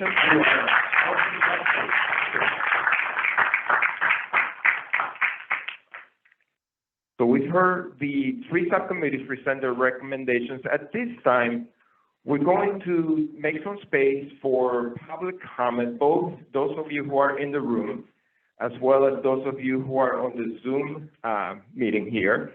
And so, Dave, I'm going to hand you the mic in case we have any folks in the back. We are allowing 10 minutes total, so I'm going to pace the time. One other clarification. If there are questions, we will note those questions. The members of the committee will note those questions. However, we will not engage in Q&A at this point, but we will take your input, comments, questions, and all of that. So that will be given to the committee members to consider as they do their work.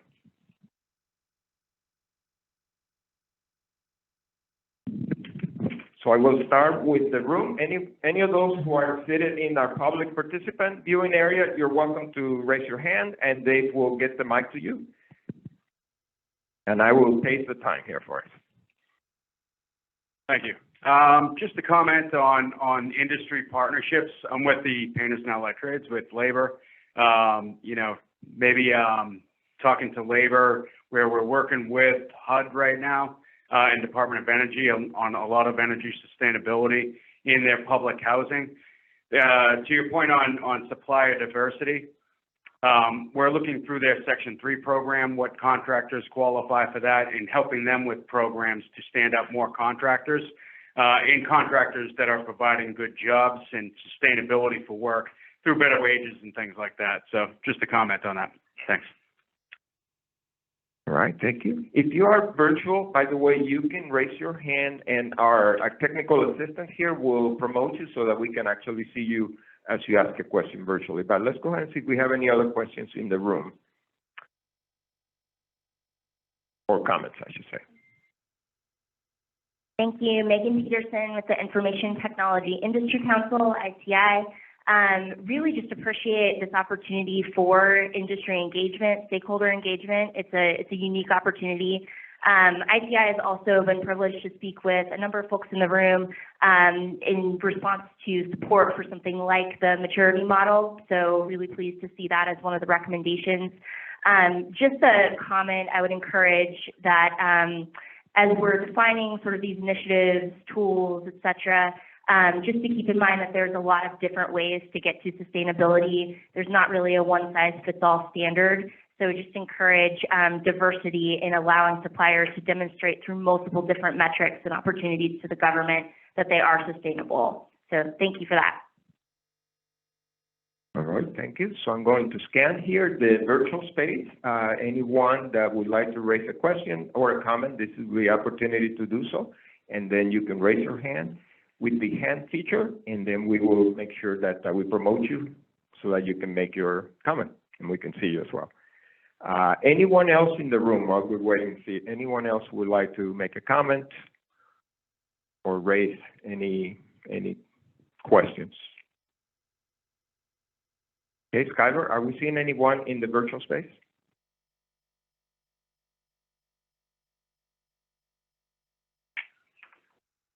All right. Well, hearing none, I will say this before we conclude this portion.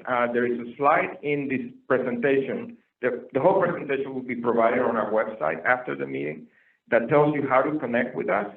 So we have an email address. We also have a regulations.gov docket, and you can also communicate through the website. There's a way to do that. So you have 3 different ways to connect with us.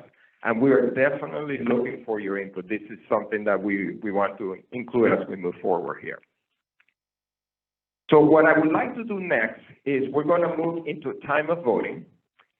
for our members to do that. And we're going to, Clyde and Richard, if you would go ahead and show your cameras, if you don't mind. So, or actually, we're going to use the hand feature. That way we can go ahead and do a count on the votes. So at this time, I would like our members, we're voting on all 6 recommendations, 3 recommendations from acquisition workforce, 2 recommendations from industry partnerships, and 1 recommendation from the policy and practice subcommittee.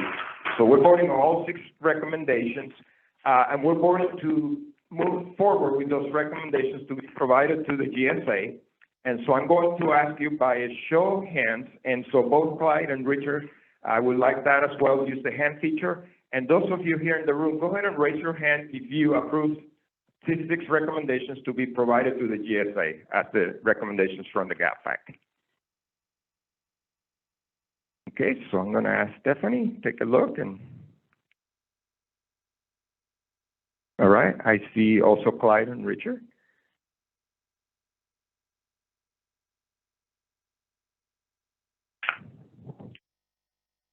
Okay, we have a majority of the members. So we have approved the 6 recommendations to be provided to the GSA.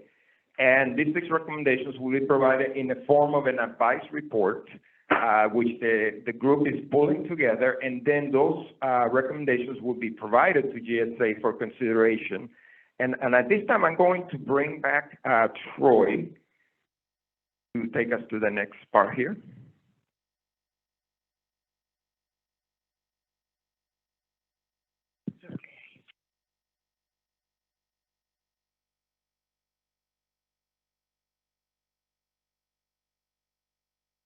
Okay, we are waiting for our administrator to come down for some remarks as well. But in the meantime, Troy is going to share a couple of things with us.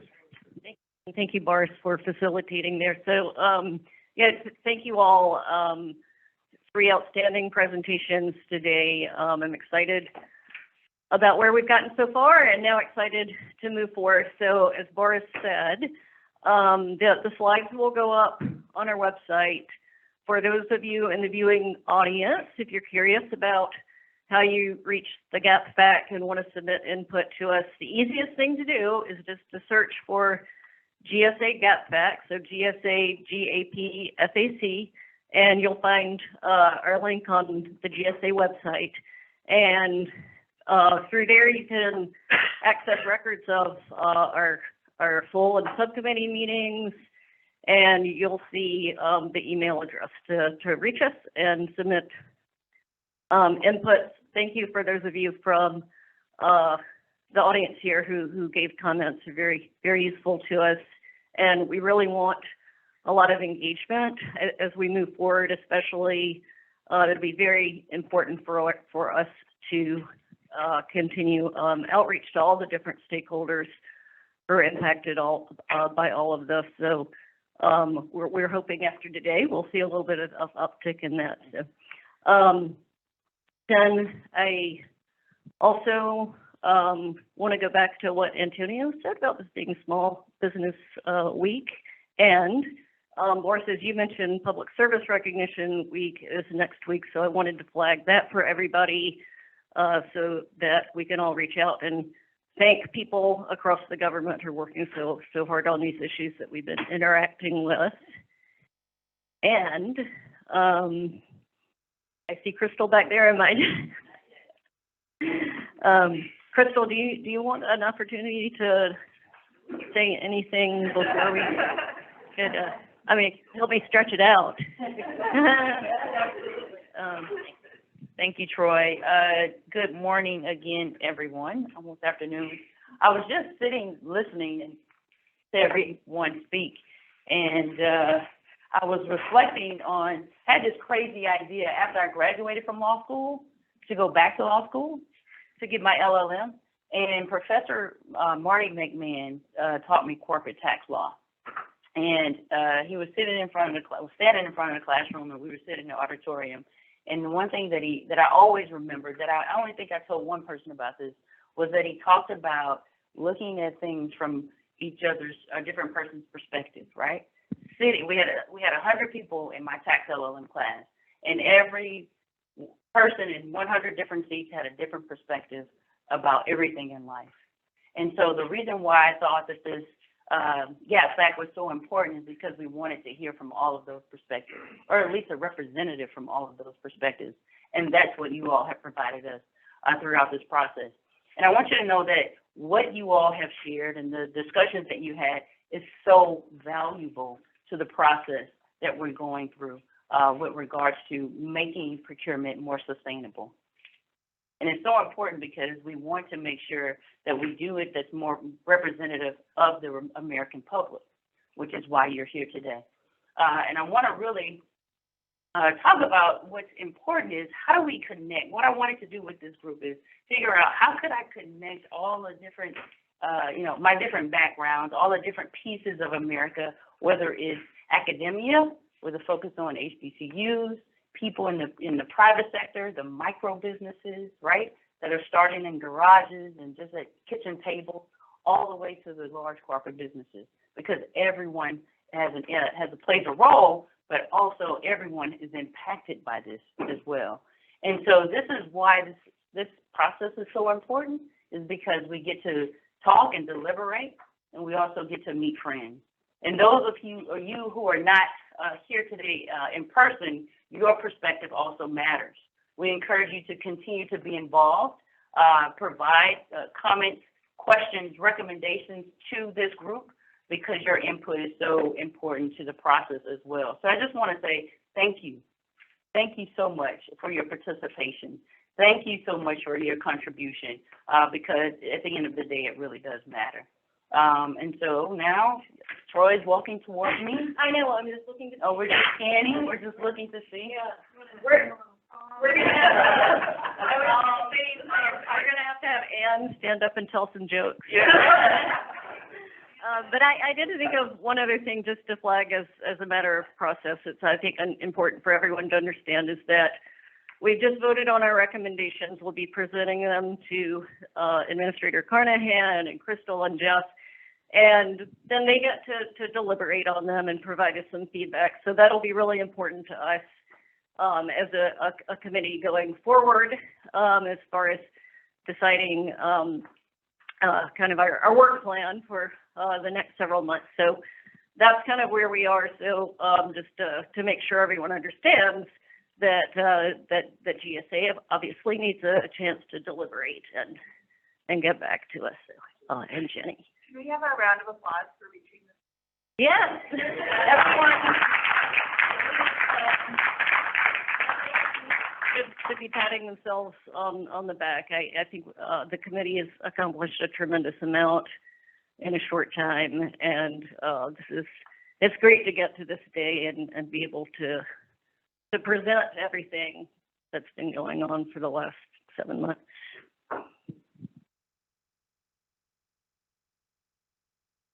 Yeah. Actually, if you can advance the slides, go to the next one.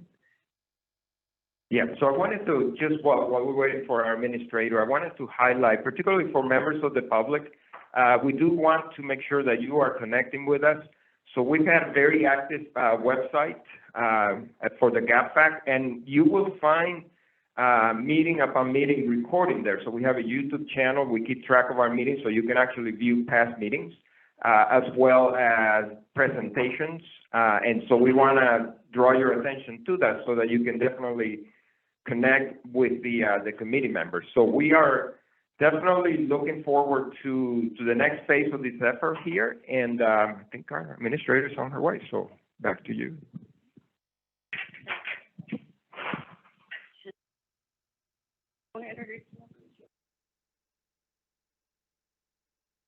Need to wrap.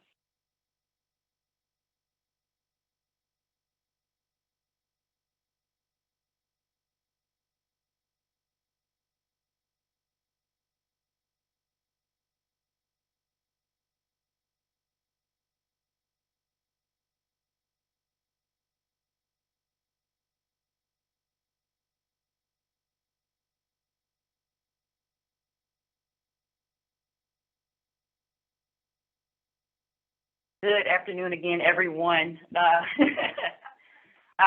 Thank you all for being with us today and really bearing with us through our technical challenges and being here, going through security to get here.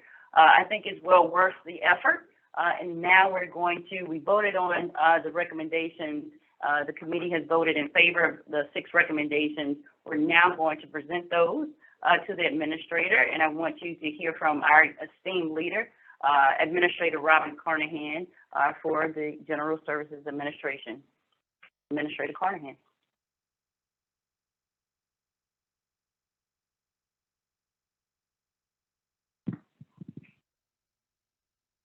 Hi. Well, thank you all very much. Thank you, Crystal, for inviting me to be here and for this inaugural in real life meeting of the GAP FAC. You know, I wanted to just speak to you before y'all wrapped up today to just say a word of thanks to all of the committee members, certainly, but also to the members of the public that are here and our GSA team. I know Troy and Cassius have done a lot to lead this group, so to you all, thank you very much. But also to Boris and Stephanie, who are, as you know, the designated federal officers for this that keep this running efficiently and keep us on track.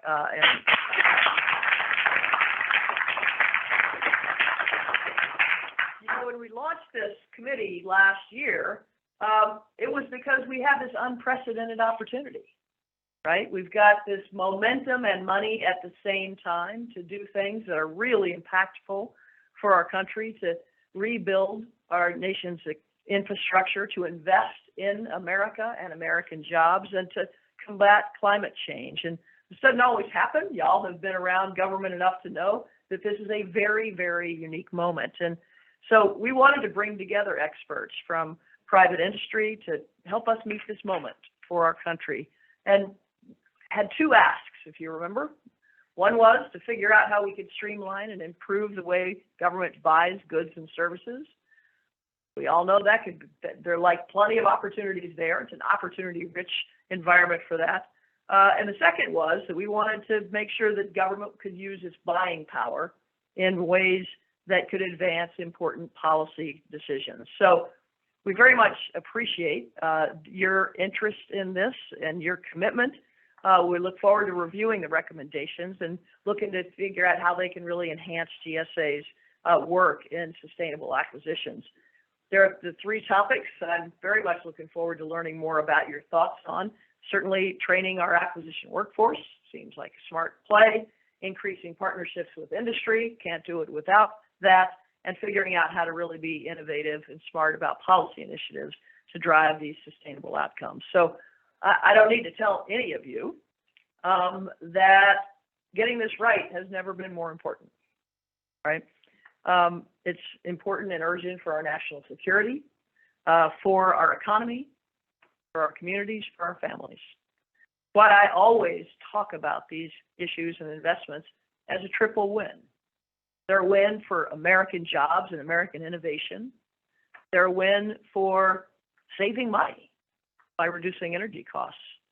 And they're a win, obviously, for our planet and the future of our kids. So I just appreciate you all understanding the scale and the scope of what we're dealing with here.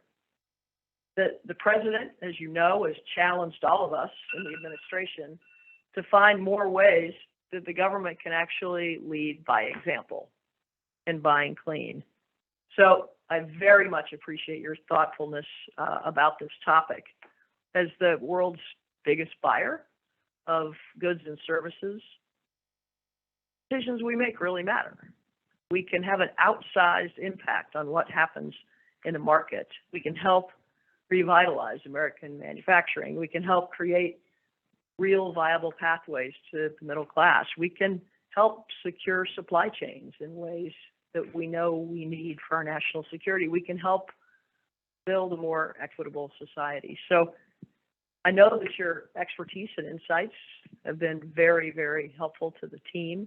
I also know that every one of you, in both your personal lives and your professional lives, have plenty of other things to do. So the fact that you have chosen to take time and to use your talents in this way, I will say on behalf of the American people I can speak for, thank you. You know, our system of government is set up that all of us have a stake in making this work. And the fact that you all have volunteered your time and talent to do this makes a big difference and will have an impact for many years to come. So thank you for that, and I look forward to hearing more about it. So back to who? Boris, Crystal? Okay.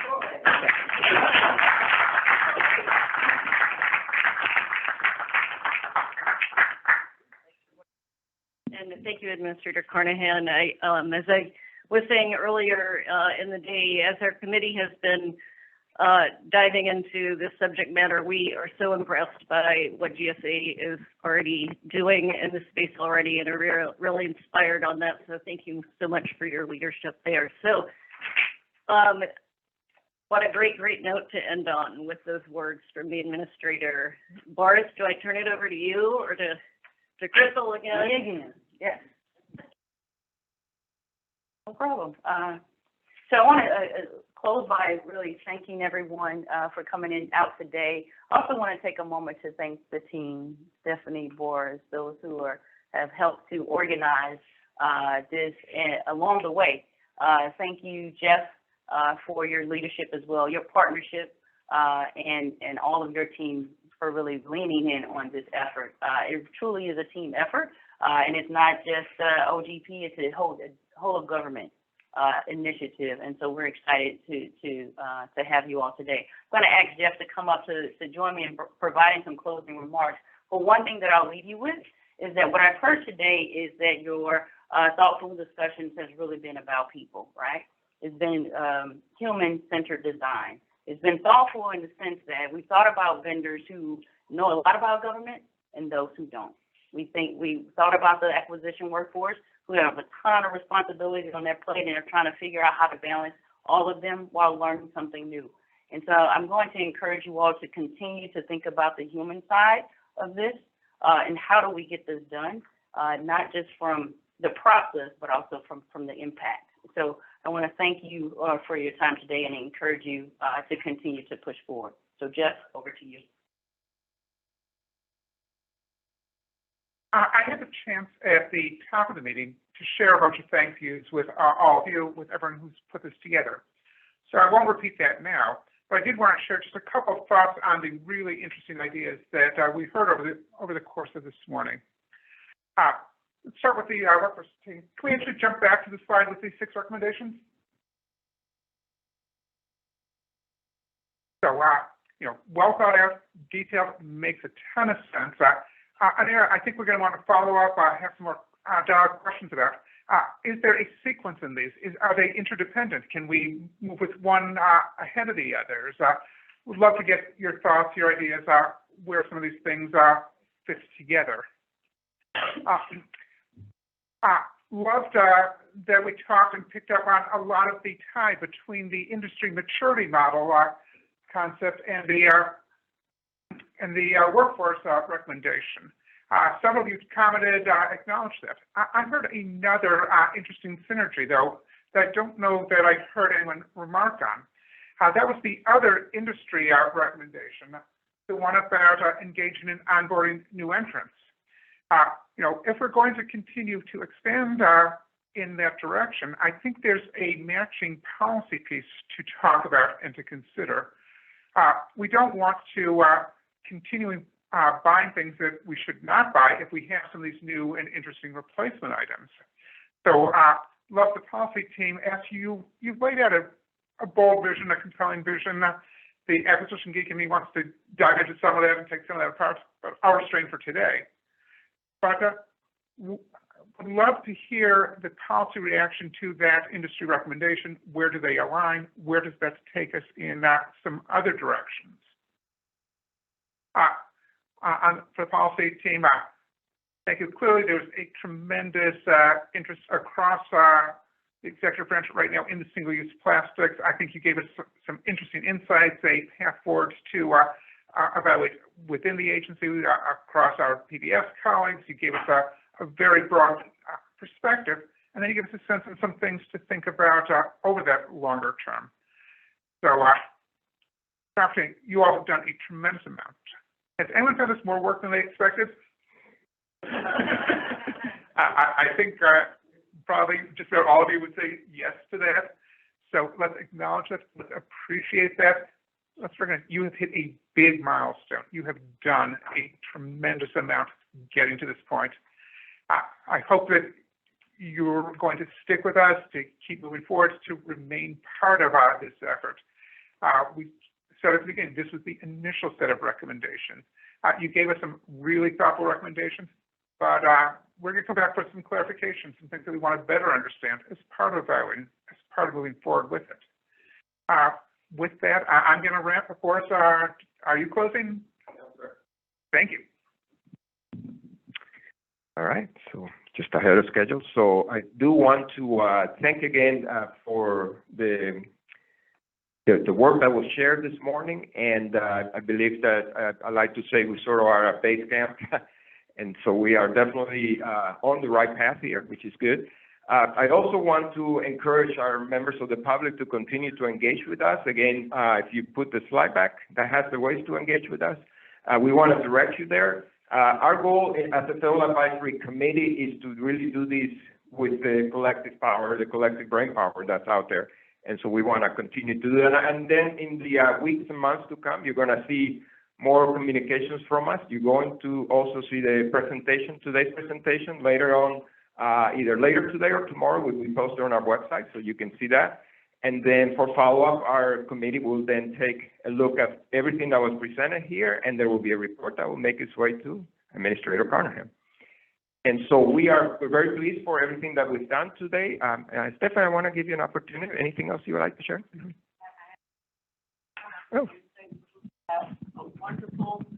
This was a wonderful event, and you all know how I can be sometimes when I speak.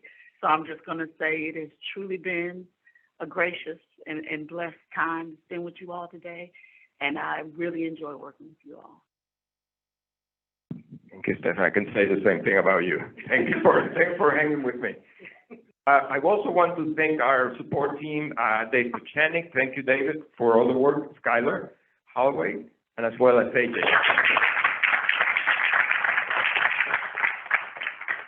So much more work ahead, and I am just very pleased to say meeting adjourned.